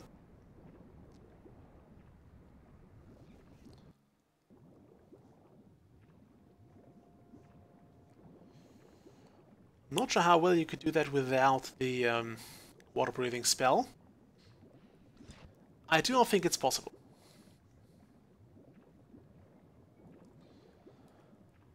And that is, of course, also counting that you do not use the water breathing potion. We could just recall to the stone. Had I thought of actually placing a marker there. Oi! What are you doing here? Skeleton Berserker, not just champions, berserkers. Or the waters of life. And of course some potions to actually help you get back out of here quicker. We have no need for that. We do have a need for saving the game.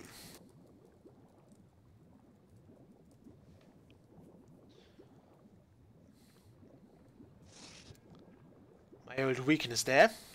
Forgetting to save the game. This thing has no branches or anything. It's just one of those tube dungeons.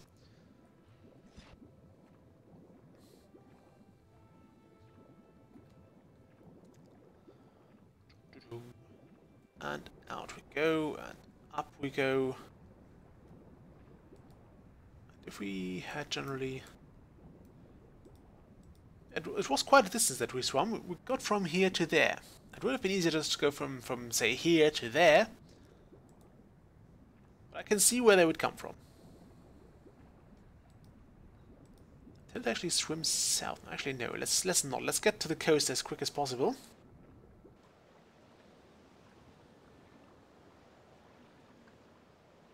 He said walking away from the coast. Or swimming away from it, rather. Because I don't feel like fighting another batch of droid. Which I'm not sure we're supposed to be there. But who were there waiting for us anyway.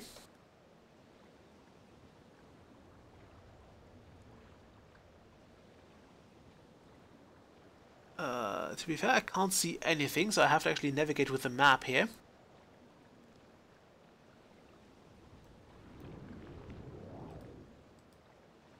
Okay, we'll just walk to that island and then back. Just not uncovering more of Solstheim for now might be a better way to make sure I find the Waterstone again quicker.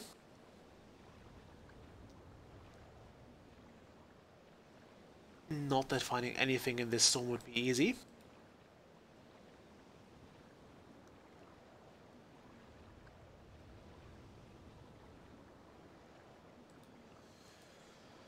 Okay.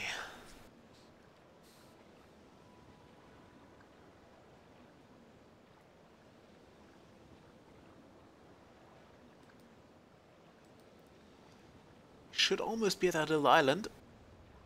Although I really have no clue where it is. I can see a vague outline of mountains over in this direction. It might just be a cloud though. It might just be a cloud, but I'm quite sure no, this should be mountains here. Ugh. We picked the worst possible weather for this stupid ritual.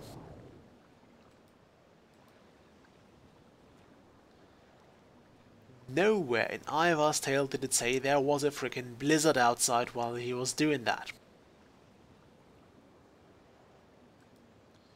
Just to add insult to injury.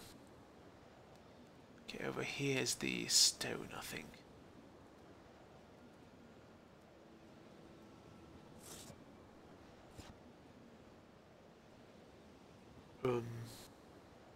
Ah, there it is. It's barely visible. There should also be nothing around it just yet.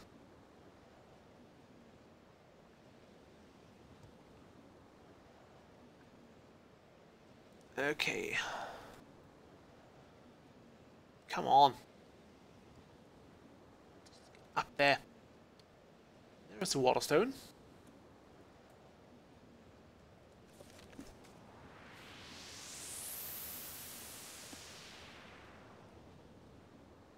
Okay, so this will now, I think this effect will not actually cease.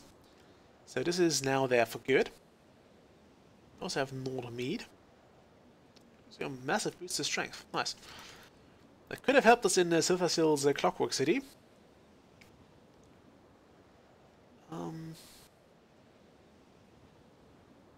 Okay, we need to do this story of Ivar Stonesinger. I actually prefer the book version you got on Skyrim because you could page there. You could remember, okay, the thing I need was on page so and so on. Okay, the Earthstone. We'll do the Earthstone. The Earthstone is right south of us. Yeah, it's sort of smack south. So if we just follow straight south, we should find it. Provided we can actually go south.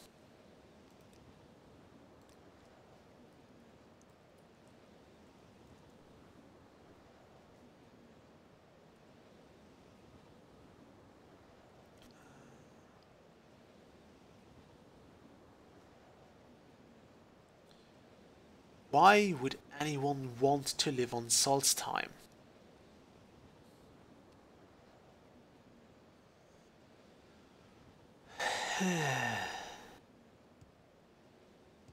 Supposed to bring peace to Morrowind, and I'm trudging through a snowstorm here. With wolves and boars all around me. I can hear them there. Bristlebacks.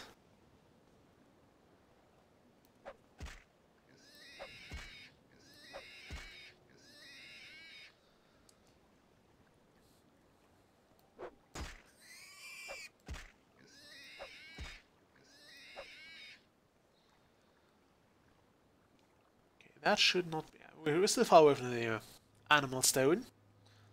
I believe the good animal will not be spawned until we actually start that ritual.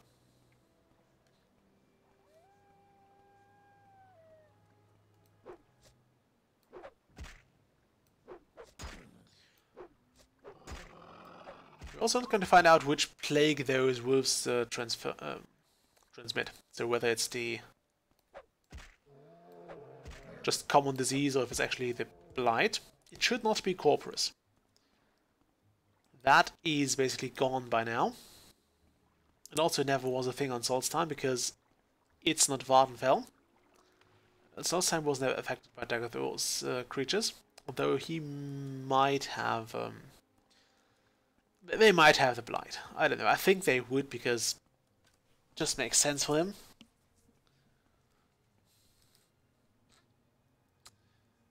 Okay. Somewhere here here should be the earth stone.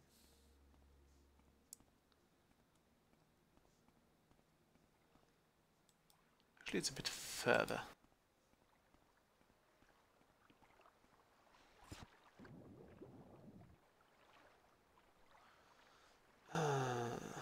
Let's see. The earth stone. I hear a wolf. And I see a bear.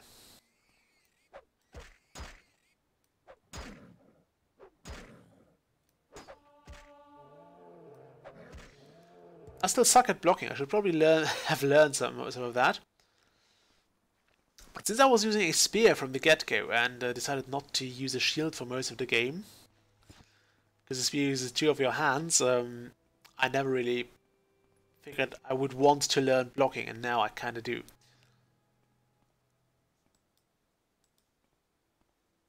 Okay, where is that stupid stone? We'll play the same rules as we did in the main quest. We'll not go into any... Also, Bloodskull Barrow. That should remind you of something. Those of you who have played Skyrim will remember. The Bloodskull plate, which I don't think is in this game here. Oi. Ow!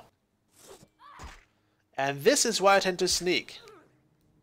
So I get to pick when I will fight with what creature.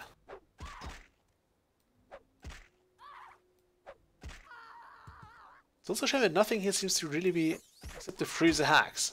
Nothing seems to be really interested in throwing spells at you.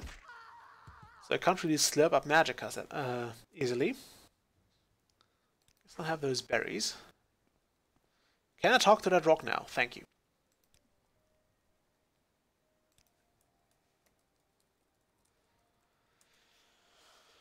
Give me one moment.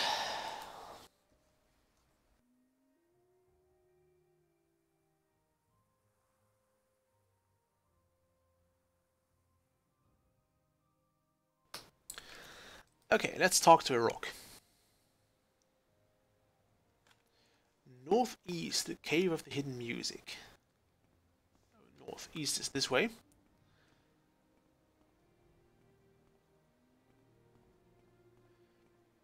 I don't think the Bloodskull thing is the Cave of the Hidden Music.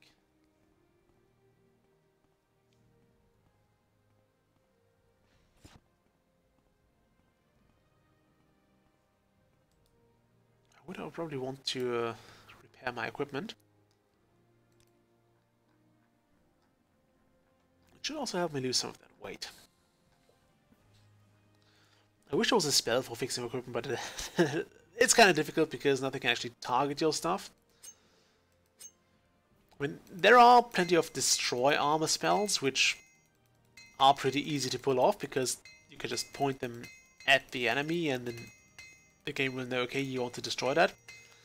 But you probably only want to fix your own gear, so I think that's kind of a problem for the game because it just can't handle that yet.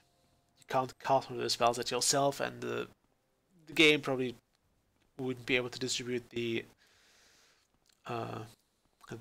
repair effect among your items, is my theory. Follow general northeast trend and see where there's a cave.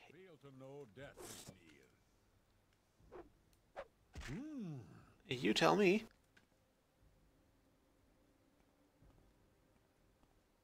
Is that a cave? No, that's just a river.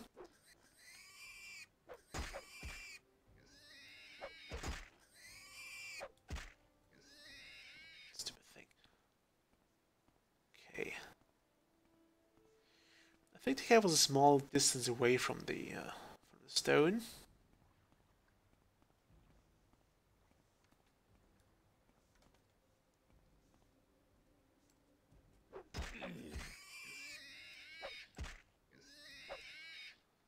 Yeah, I hate this place. Okay, northeast. Why does everything here try to kill me?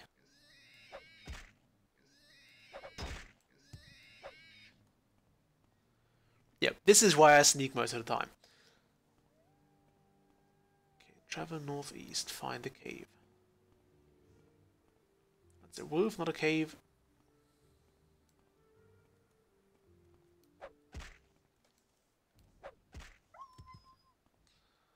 I'll not bother with skinning the plague wolves.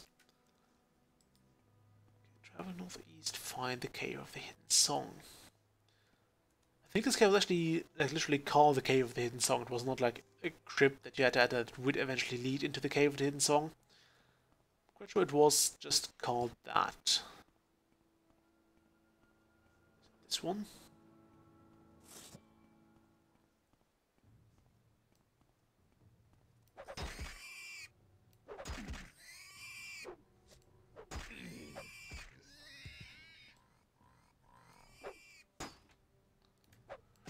Hooray, we blocked another attack.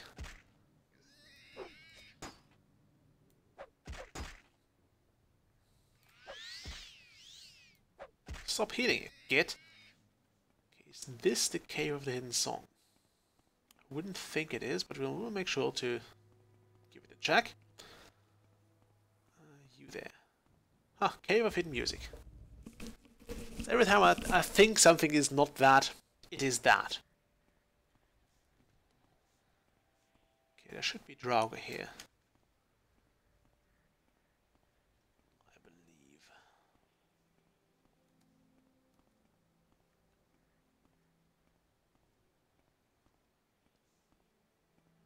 That's one well-locked chest.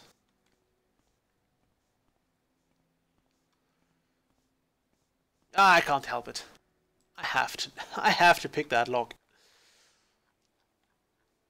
How's my level up looking? 8 out of 10. We're not making too quick progress because the thing that has driven us quite a long way was basically the was our spear. I think we don't need the Grand Master lock. I think that one might do. Oh wow, nice. Rubbish. Rubbish. Rubbish. I'll have those though. Get the Skull Crusher back out. Skull Crusher. A weapon that can only be used for peace with that name.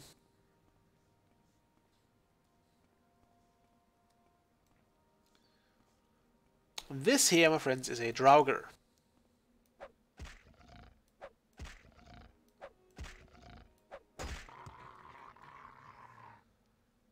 Not the most friendly people. We also have Grave Tar, which I'm not sure is going to be of any use to us, but we'll take it. Okay, I just saw another one there. One of those passages will lead us to... Oh no, I saw it there. Correction, I saw it there. One of those pathways should actually lead us to the thing with the actual song.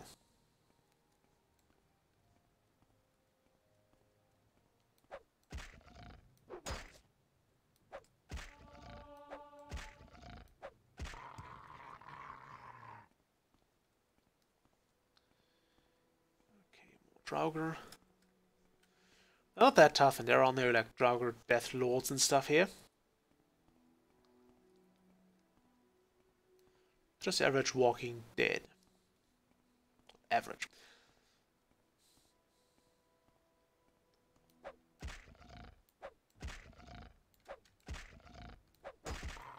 Okay. Kinda sturdy though. Gotta give him that. I'm quite sure there was nothing like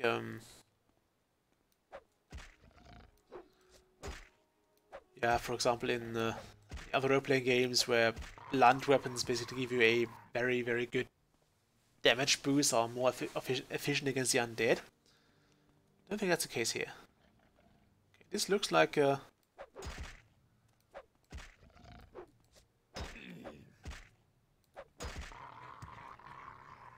this looks like a right way. I don't remember this place being so filled with Draugr though. Gotta be honest here. Might be nostalgia filling me, but I don't remember this place being quite so infested with them. I also wish they would cast more spells on me.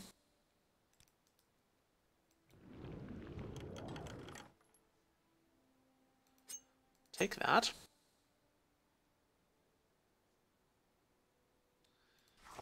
The scuttle. That rust is useless. So this was not the right way. I was hoping the way down would basically get us to somewhere useful. Okay, is that progress? Chamber of Song. Sounds about right.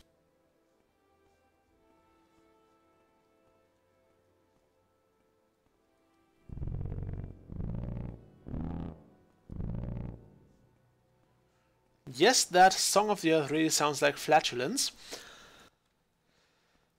We'll have to deal with that.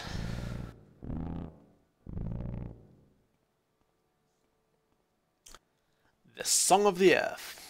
Gotta love it.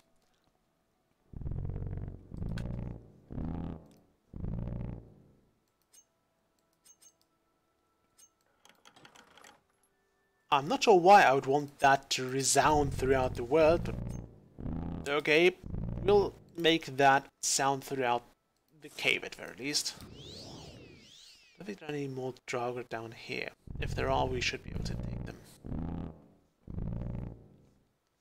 Okay, no.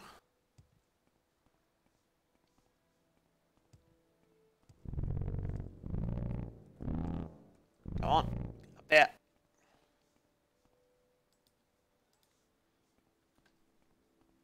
Okay, the Chamber of Song is apparently not here.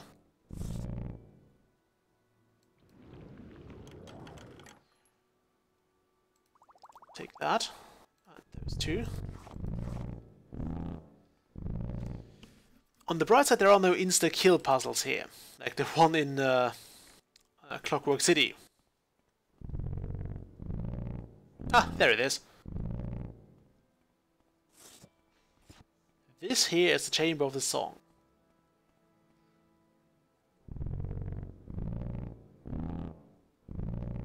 So we have to do 1, 2, 3. No, wait. Wait a minute.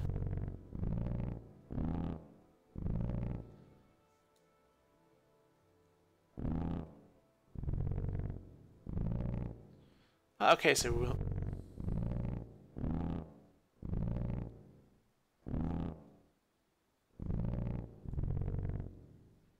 No, this way.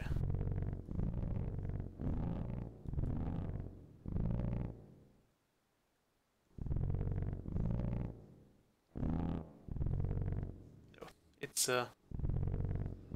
Ah, yeah, right. Oops, no. This.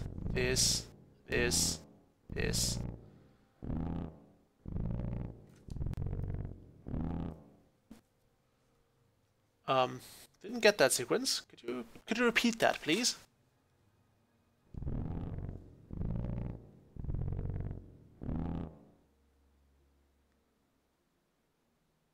Okay, again.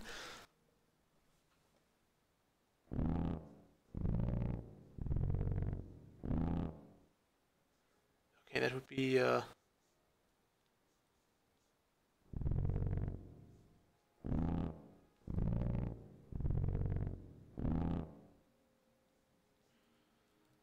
No.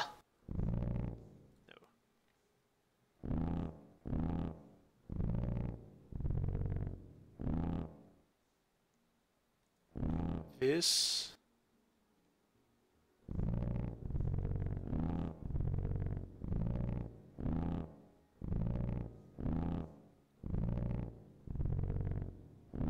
Ah, okay, we did it.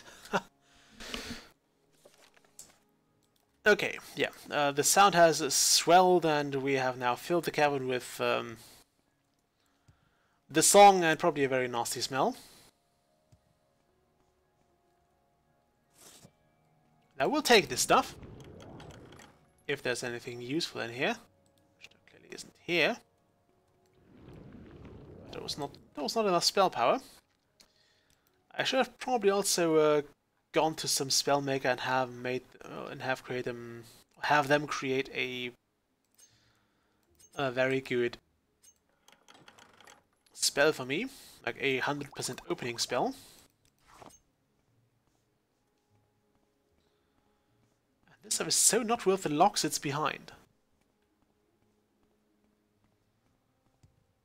Okay, let's get out of here and return to the Earthstone.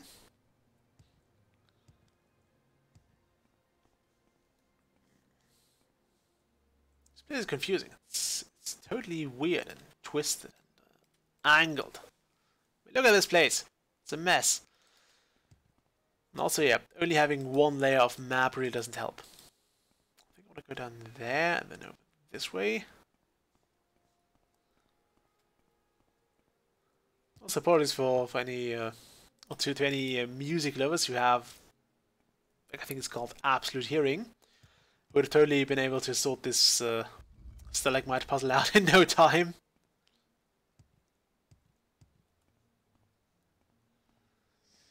Okay, do I want to go down this way? Yeah, I think I do. Not sure if there are any Draugr left. No, I need to go this way. No, this way. But I might want to get my weapon ready anyway. Never hurts to have it out. Well, it can hurt. Running with swords does actually have a potential to hurt you quite severely.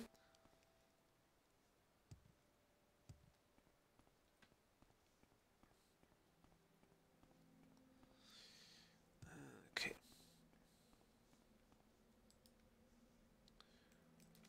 Do I want to go this way? Don't think there's any point in exploring this place any further than we need to.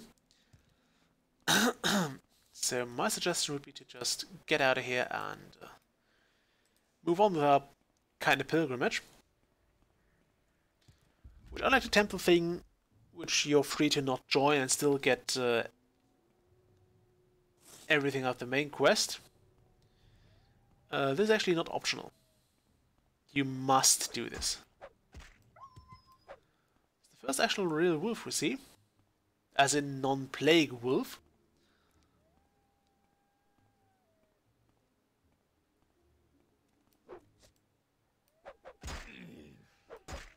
I would disagree on the fact that this was critical damage. Anyway, southwest-ish, and we should be able to get back to the Earthstone in no time.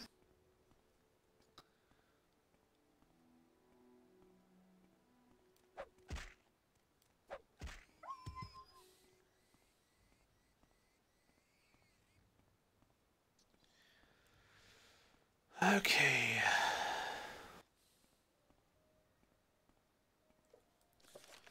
When have we left for Raven Rock?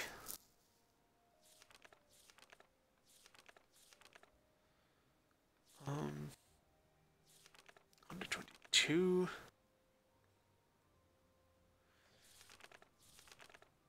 Where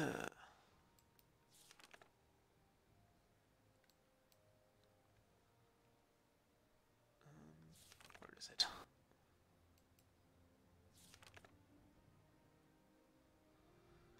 Okay, yeah, there's still a lot of time left until we can actually continue with the Raven Rock thing.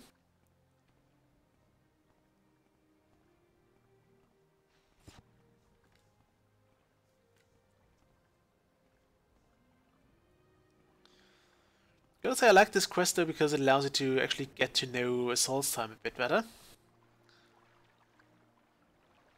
I think you also have a very good chance of running into...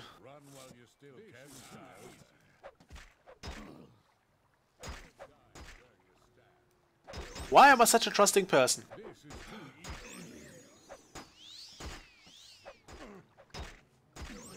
will bathe in your blood. Well, at least I'm getting to sap up some magic, huh? Actually drain my magic, huh? Okay, let's drink a magic potion quickly.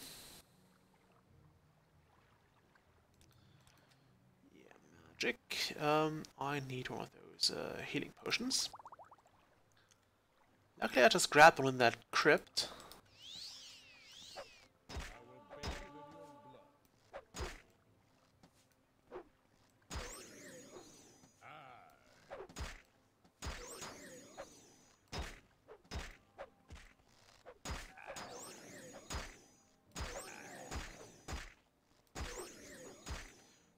think I need to spear those. Give in. You're dead already.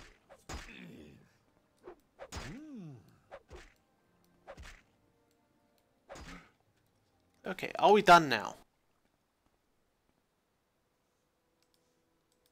Damn, that was not good. I need a drink again.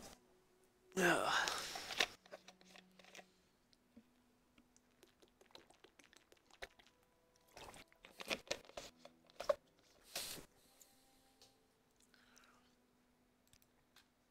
Okay, let's repair our kit. We just had to eat a lot of arrows, so I think it's a reasonable idea to fix our stuff up.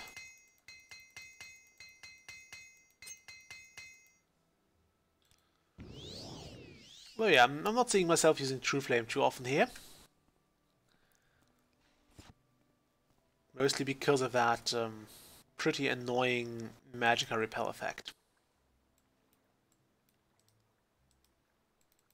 Ah, double click. Double click on the map and you will be able to make a note. That's good to know, isn't it? So over here should be the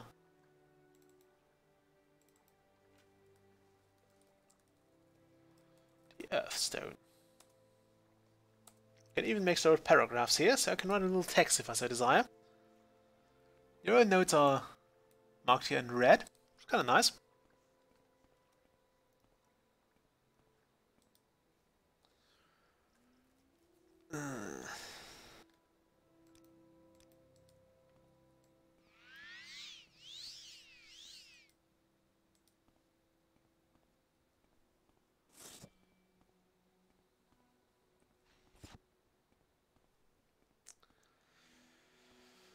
Okay, back we go.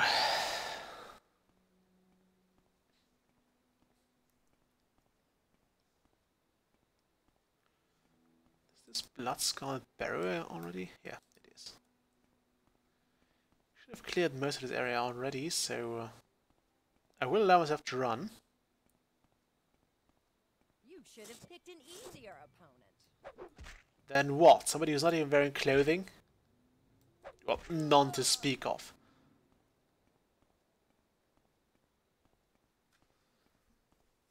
Okay, Earthstone. Woohoo! I have completed that ritual. I'm not sure if I'll do all 5 of them in this stream, but I think we have time for at least one more.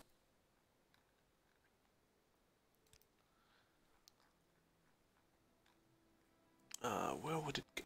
There it is. Okay, let's just scroll down. The Earthstone. The sun burned and find the good beast. Okay, the beast stone was over near Thirsk, I think.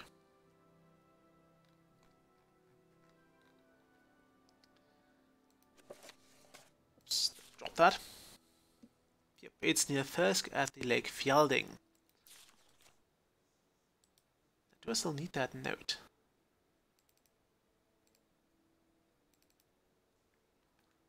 Don't think I need that, so I'm going to delete that. Yes, please. Also, of course, nobody reminds me to save the game. You just like me to suffer through those quests again, don't you?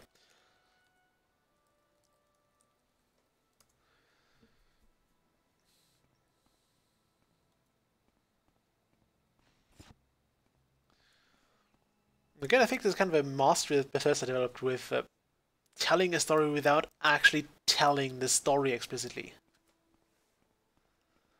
Like they give you quests, but they don't tell you to go there and... Well, they do tell you to go there and do that, but they still make it appear like a bit more freeform than they actually could do it. So I wonder, are those wolves less sturdy than the ones I... Sorry, like, are those more vulnerable than the plague wolves? Yes, those actually go down in one arrow.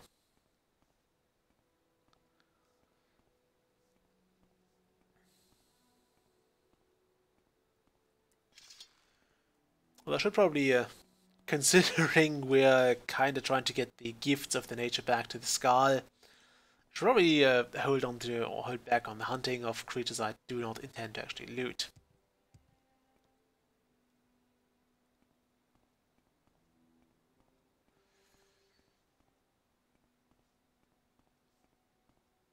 Okay, now that was the way. We're still a bit away from Lake Fjelding, so we should be prepared for anything, really. I should have tried to sneak.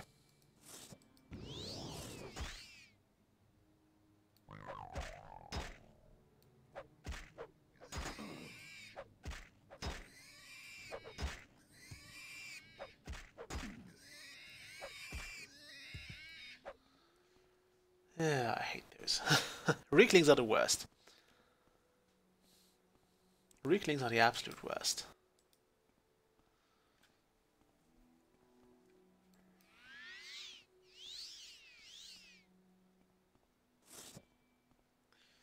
Then again, I think a plague bear is actually something that we can safely kill without harming nature too much.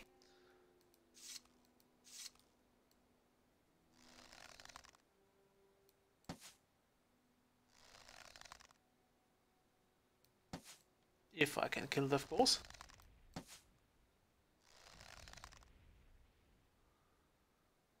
Okay, get this lined up.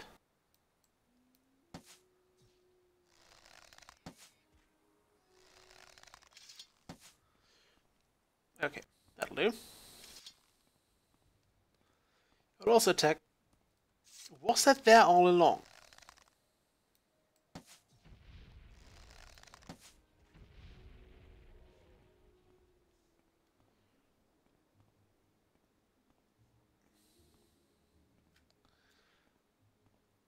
Okay, let's try to only attack plague things and those bristlebacks, because those are the worst. I hate those. And of course, Reeklings. Because just like bristlebacks, Reeklings are the... Okay, not everything can be the worst, but you get my point. Right? You get my point. Yeah, if I were running here, I would basically attract everything and its hog, not dog. And now it would appear like, or it would happen like we had with this swimmer earlier, where we'd eventually have to defeat a whole conga line of enemies. And since stuff here is somewhat durable and very, very tanky, I don't want to have to fight like 20 Reeklings. I mean, Droid were somewhat mid to low tier enemies, so those are fine to attack. We were very easily capable of defeating those. But the further you go, the more difficult it gets, and it can get really annoying. This add-on barrow. And most of those barrows actually have a at least one Stalrim resource in them. Which we can of course not yet harvest. Look at that, a Berserker and a Reekling Raider united in their hatred for me. Come on, give it a chance to. You will die Fine. where you stand. You won't then.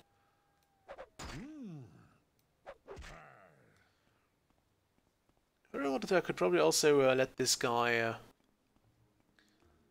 beat me up a bit, and is this... It's Fjell. I think that's a place that's needed for a later quest. There's another one of those stones. I'll go there and put a marker there, just so we can find it later.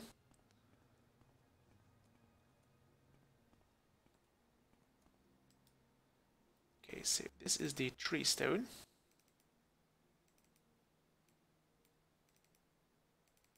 Okay, now I can't place a marker anymore. Why would you not let me place a marker anymore? It worked earlier. Ah, no, now I can. It's a very temperamental thing. So this here is a tree stone. Shall be marked, and we shall return to it later. Because we have the gift of animals to return.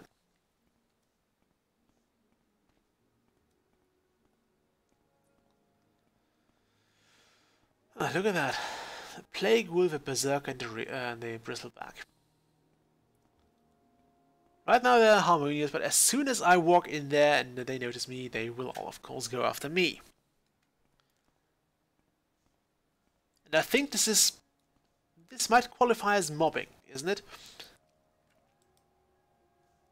Let's get back to here. Okay, Lake Fielding.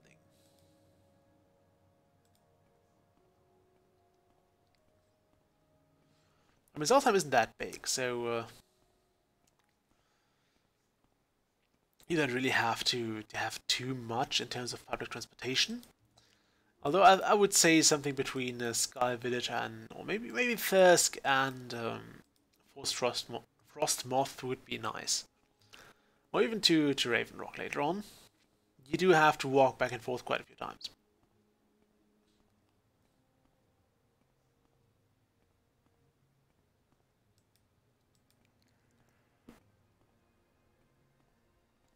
Okay.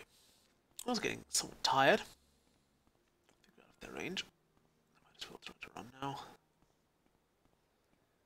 If I avoid being seen by too many things, I should be fine. There's a hawker. We'll leave those alone. Hawkers are nice. Not nice enough to actually go up to them and cuddle them, but they're nice overall.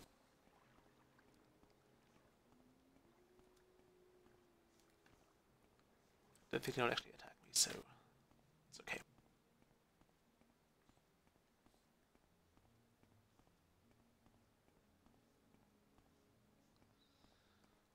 Okay, we'll save at the Animal Stone. It was north of Thirsk. Hooray, more athletics. I think one more skill and we actually have the level up. Yep. Not sure when that skill will happen though, which one it will be. I've basically given up planned leveling for the most part because it's, well, it's unlikely we find any good teachers here. I don't think Solstheim has any level 100 teachers. Because of course all the regular skill teachers would have to be found in the base game. And none were added, I think, for this expansion. Okay, there's the Animal Stone.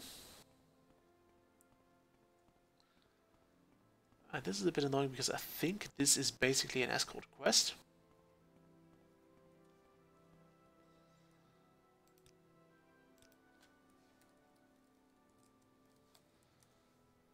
Or rather a save the NPC quest. And those are a pain in the ass. Okay. Also, despite this being a wolf, the good beast is a bear. Self, find the good beast, ease its suffering.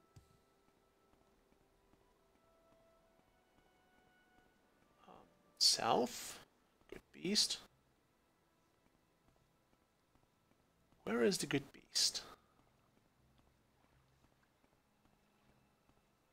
Are you the good beast? No. You're a hawk. I'm quite sure the good beast was a bear.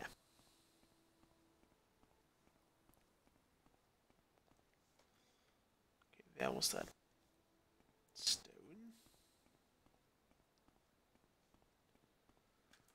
I think in this forest over here, find the good beast. Ah, there we go. You hear it in the distance.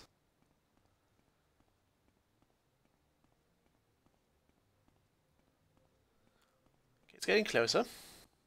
So we are moving in the right direction.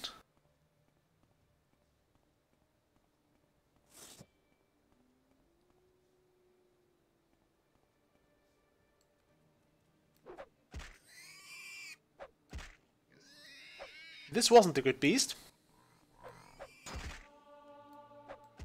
Another was this guy.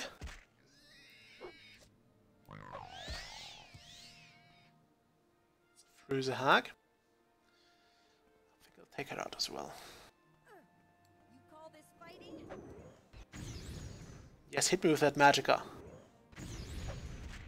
Whatever spell she was casting me just gave me all the magicka and I lost back. That's immense.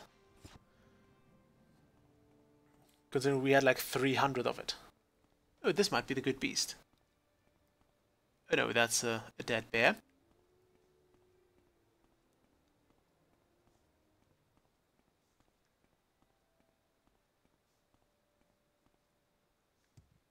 Huh. I think we went away from it again.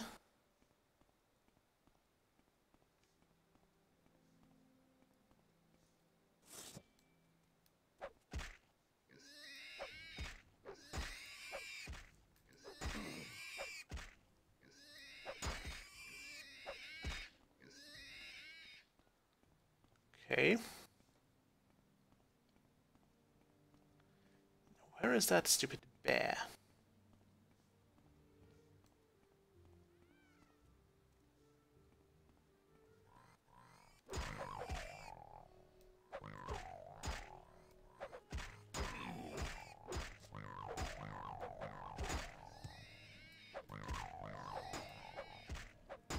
I remember finding it very easily, so I have no idea what happened here. And why I can't find it, I think.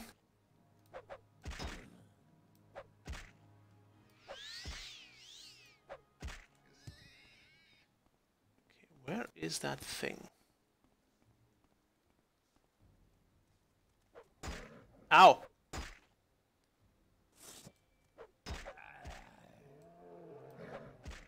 You are not the good beast. Bad beast. Let's go back to the beast stone and try this again.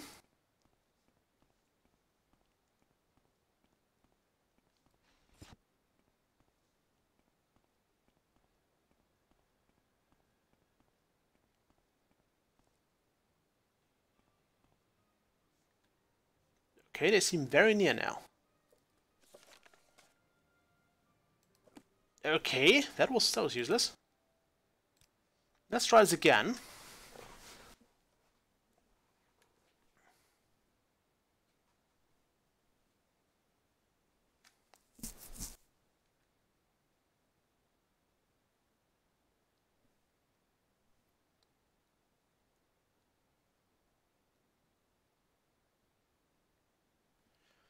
And this is why I saved the game there.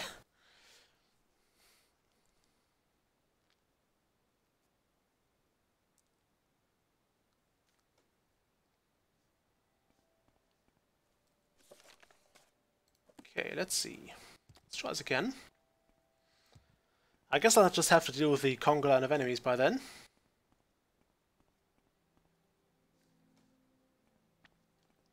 Okay, travel south. We'll just head straight south.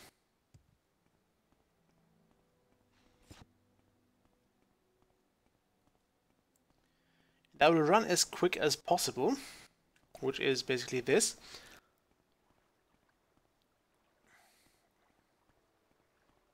It's a brisk jog.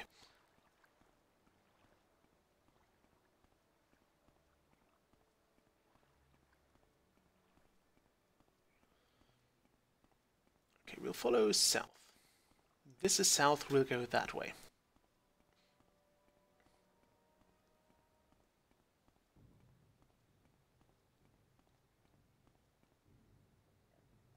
On. Ah, there it is. Now we can see it. This over there is the good beast.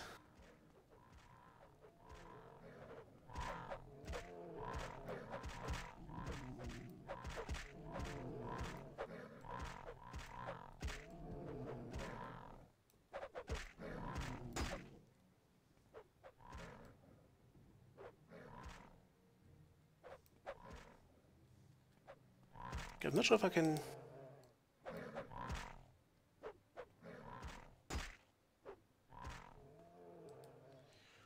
So I can do this without actually hitting the bear, so I will probably just try to heal it.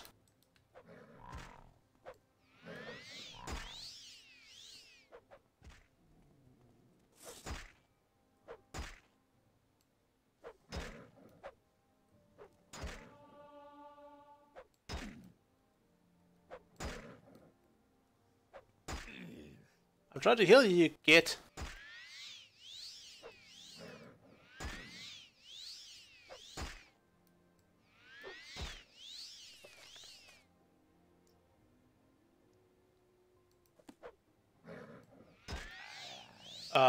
Also those Wrigley's don't have arrows.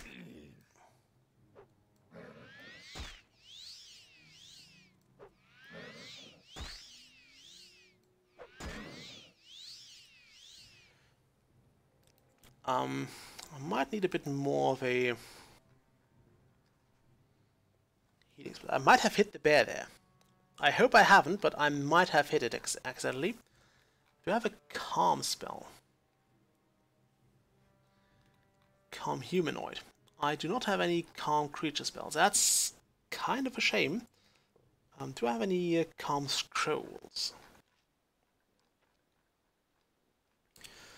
Summon... Soul Rot, Flame Guard, Gem Feeder.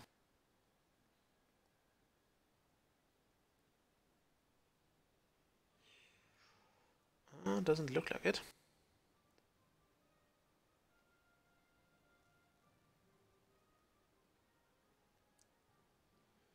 That's a charm. I'm not sure if that does the same. I don't think it will, because oh well. I'll just have to tank the attacks.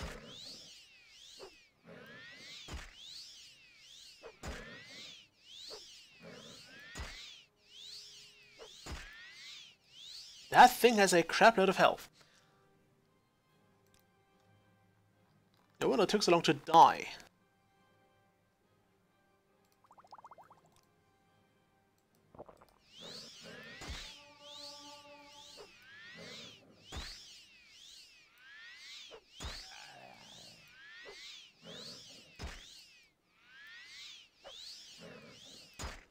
Okay, could you stop that now?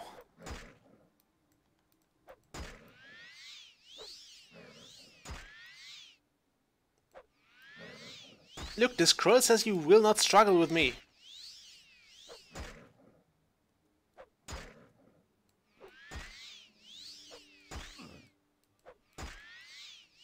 Yeah.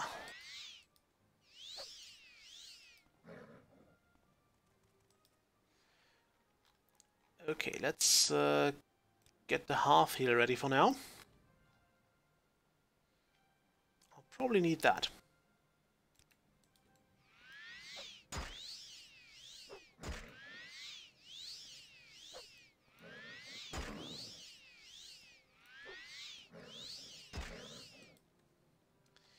Okay, now let's heal it again.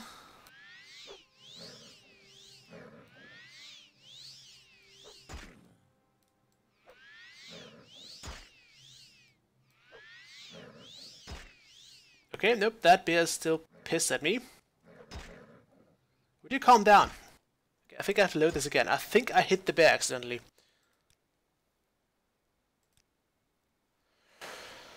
Okay.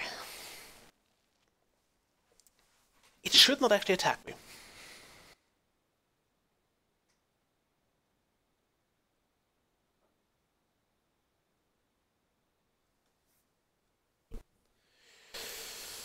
I think I can get a calm humanoid spell on this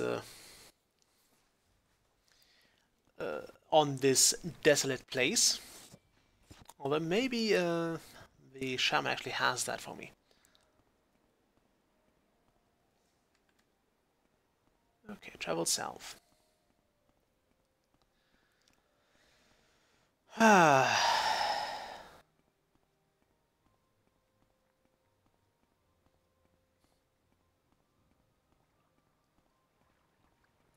Let's avoid the hawker.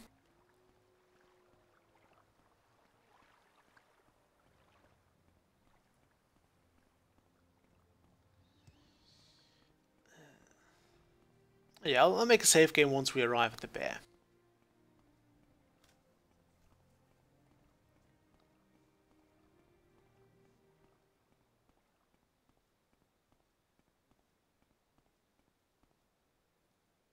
Okay, it was somewhere here, right? Yeah, there it is.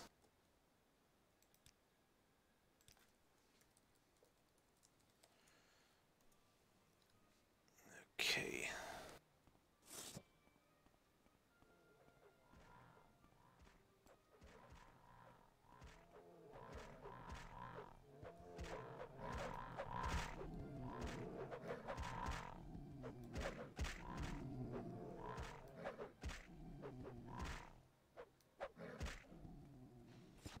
Yeah, that's a lot easier.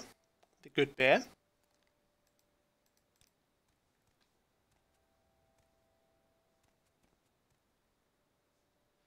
Yeah, now I can actually pull that arrow out and drop it.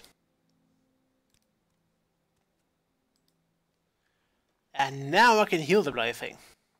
So yeah, I've accidentally must have hit it. I think this is mostly optional here.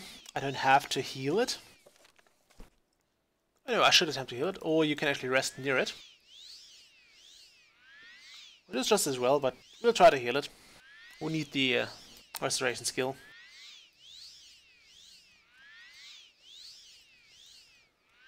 But it's a very sturdy bear.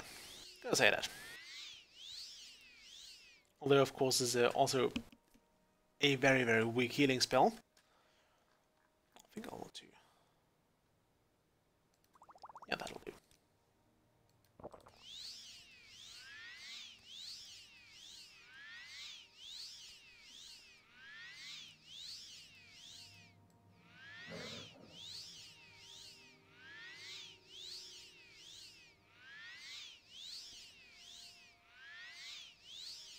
If you don't have the healing spell, you can just rest for a while here.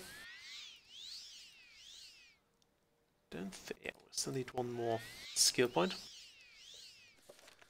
Okay, the bear is fully healed now. I should return to the beast stone.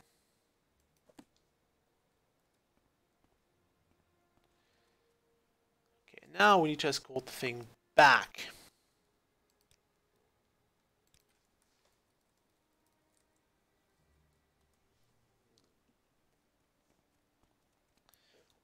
Do I want to do this in sneaking? Yes, I think I do.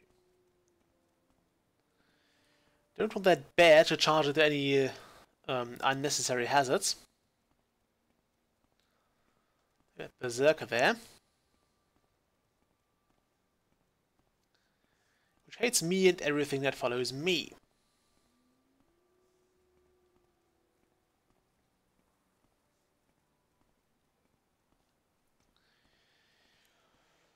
Okay, bear. Still on your way.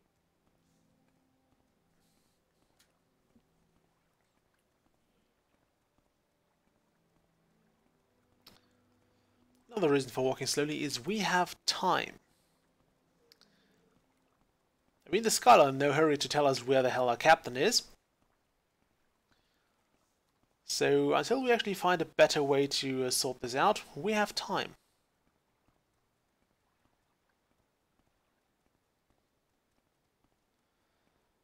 I think after this I'll probably try to escort Marisa home. Do I want to? Not really.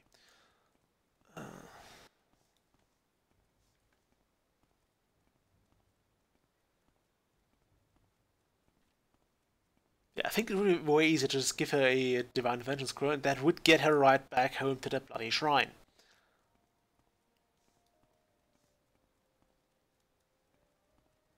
Okay, this place should be mostly secured. We'll save the game though.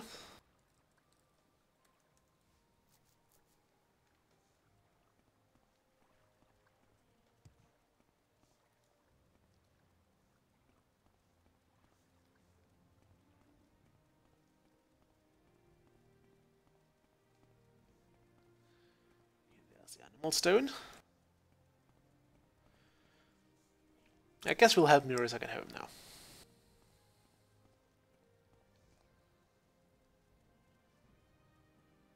Well, good beast. You're stone.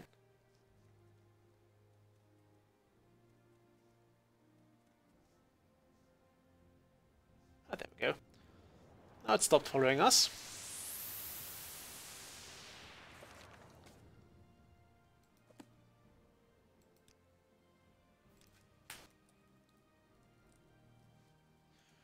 I think it'll be here for a moment, but it will soon depart back to wherever it came from. And we'll make a quick stop in Thirsk.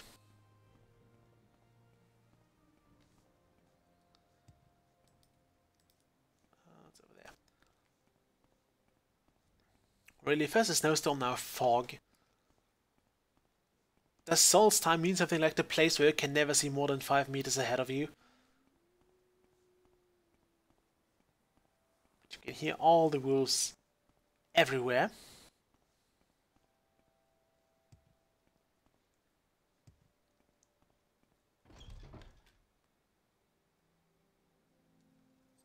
Aren't you a sight? What can I do for you? Okay, let's get Marisa out of here. She hasn't. No, she has not already left. Stay as long as you like, friend. It would be a privilege to talk with you. Yes, travel together, please. Follow me.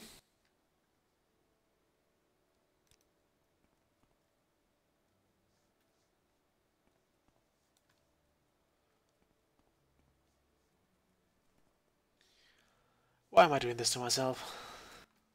2 escort quests in 1 stream. We'll also loot his place now. Or loot his stuff, but that's nothing I really want. I mean, this armor value is crap compared to what we can have. Or what we actually have. Would you mind not getting stuck on that guy?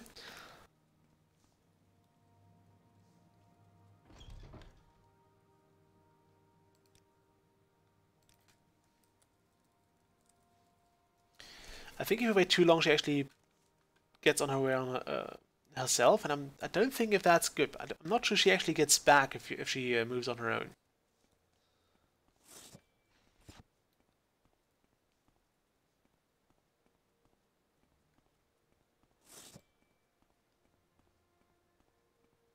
Now, I have the upper hand.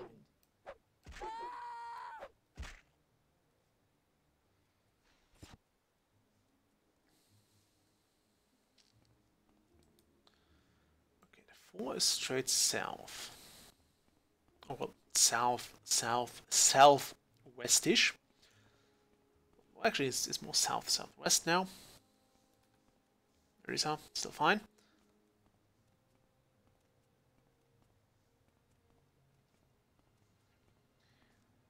Okay, try not to do anything stupid, would you?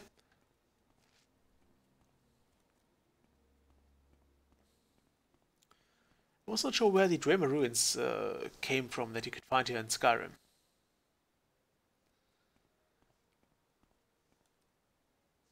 Because there really shouldn't be any here.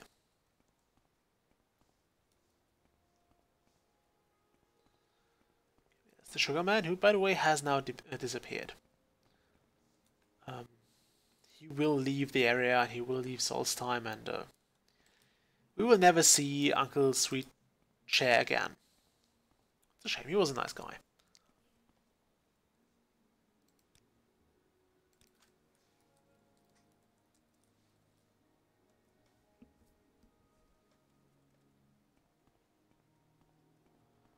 So, wolf there. Am I good or what?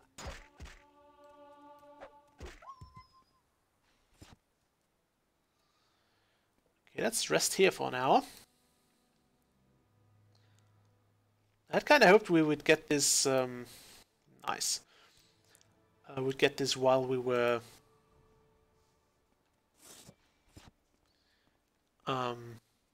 with the good beast, so I could have actually done the entirety of the thing and rested with the good beast.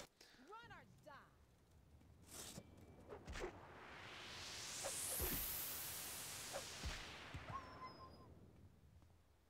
What that was supposed to do.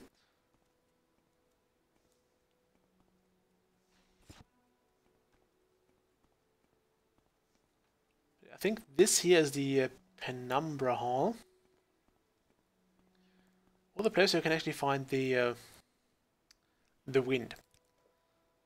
One of those. And I remember having to look for that like all over the place, and it was so annoying. It was so annoying, I can tell you that much. I could not find the thing. Here it comes. Hold still.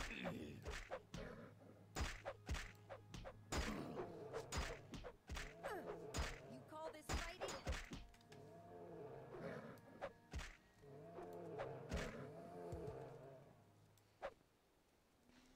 Okay, so that does I might want to patch you up.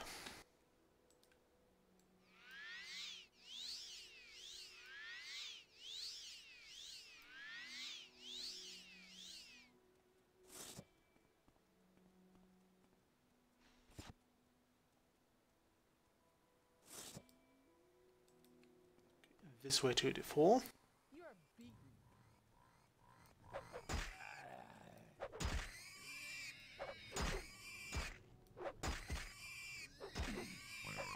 Here it comes. Could you try not to punch a boar to death? Like, I appreciate the sentiment, but you're probably not well equipped for that.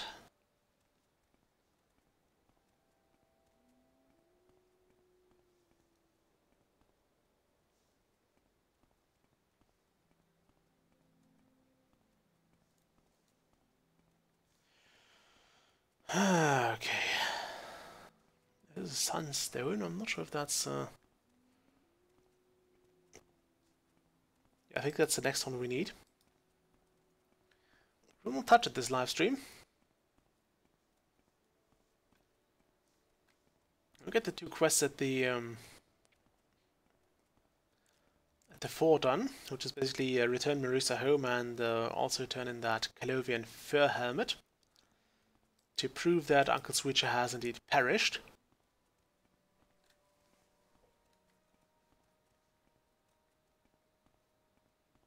Not that he actually has. We can't let such a generous person go to waste, can we?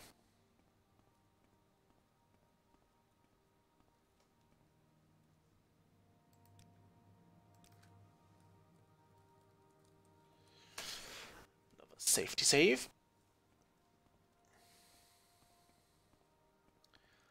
I would say you... Not giving up that easily. Oh no. No. Am I good or what?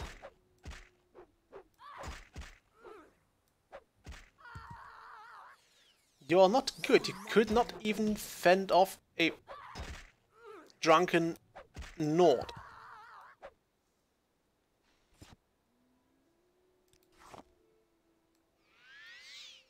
Okay, let's heal you again.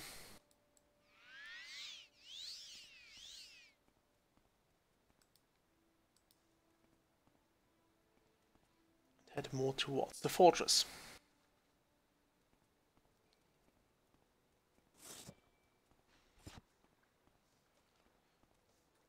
I think the real problem with escort quests is they get harder the longer you play because you level up and your escortees, I don't think, actually level up with you.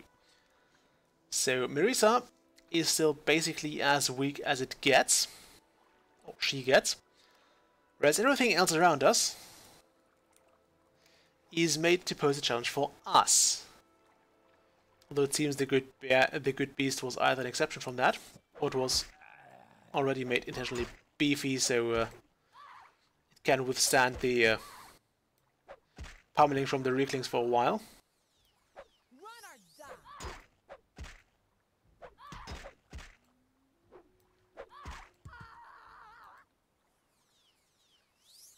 Here it comes.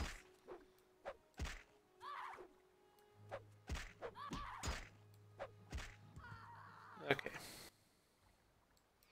Patch you up again. You're fine, okay.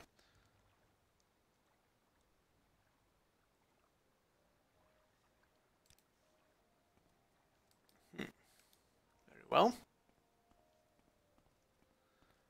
Let's get rid of this liability.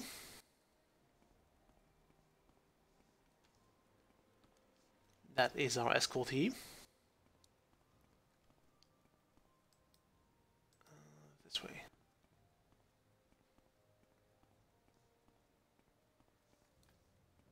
Following, yes.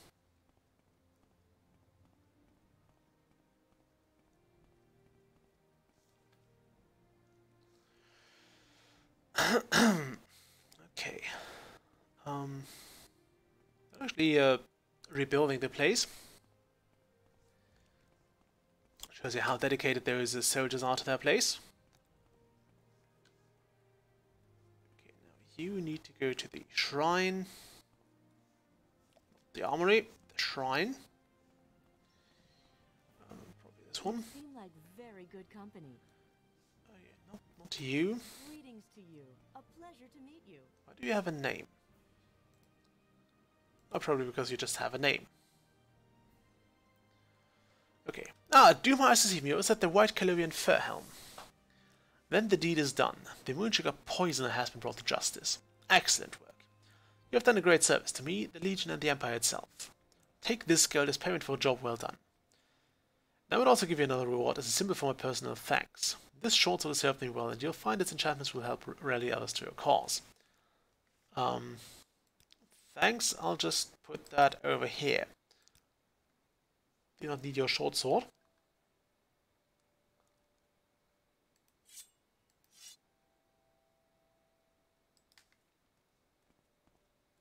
I have a much better blade. How can I show my appreciation? Ah, yes. Thank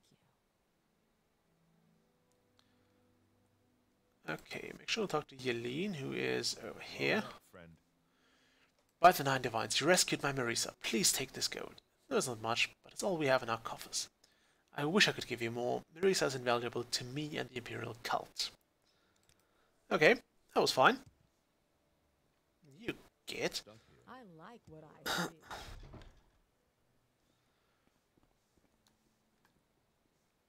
Okay, so Greetings to you. A pleasure to meet you. we've done a few things here. We sorted a few quests out. We are in the middle of the quest to regain the goods of the Allmaker. I believe the next one would be the Tree Stone. Yeah, it's 6, not 5. Actually, it's 6. So we've seen the Beast Stone, the Sunstone earlier. I think we've passed it. So next time we'll get the remaining ones done. The next one would be... Okay, the Gift of the Earth is... We've done that. The Good Beast, we've done that. Okay, next is the Tree Stone. Now, to be fair, I don't know how to do this particular quest exactly according to the legend. Because I never found a place where I could actually make a fire. So what I usually do is what I tend to do is I just sneak up to that farmer, steal the seed, and he's actually surrounded by I think 5 Spriggans, which are pretty hard to kill even at a high level. And you're really not supposed to kill them. You're supposed to actually steal that seed and let the Spriggans beat up the Reekling. Which is kind of hilarious. And they will actually be peaceful to you. At least those 5. Every other one will still try to kill you, but those 5 will be fine with you. I think they'll also despawn at some point. What say you? Oh well. Anyway. Next time we'll do more of this. I hope you enjoyed this, although most of you won't see this even. It's kind of a shame, really. I was hoping that we'd see some more chat activity today. But I guess it's Friday night, most people are not at home or have something else to do. Got more views during the week stream, which is kind of weird. Anyway, I'll call it the stream for now, and I'll see you all next time, which is probably tomorrow. I like what I see. Would you stop? Don't do that. Don't do that ever again. Buy me dinner first. And maybe a Daedra Cuirass, just to make sure you don't get it together. Okay, I'll see y'all next time.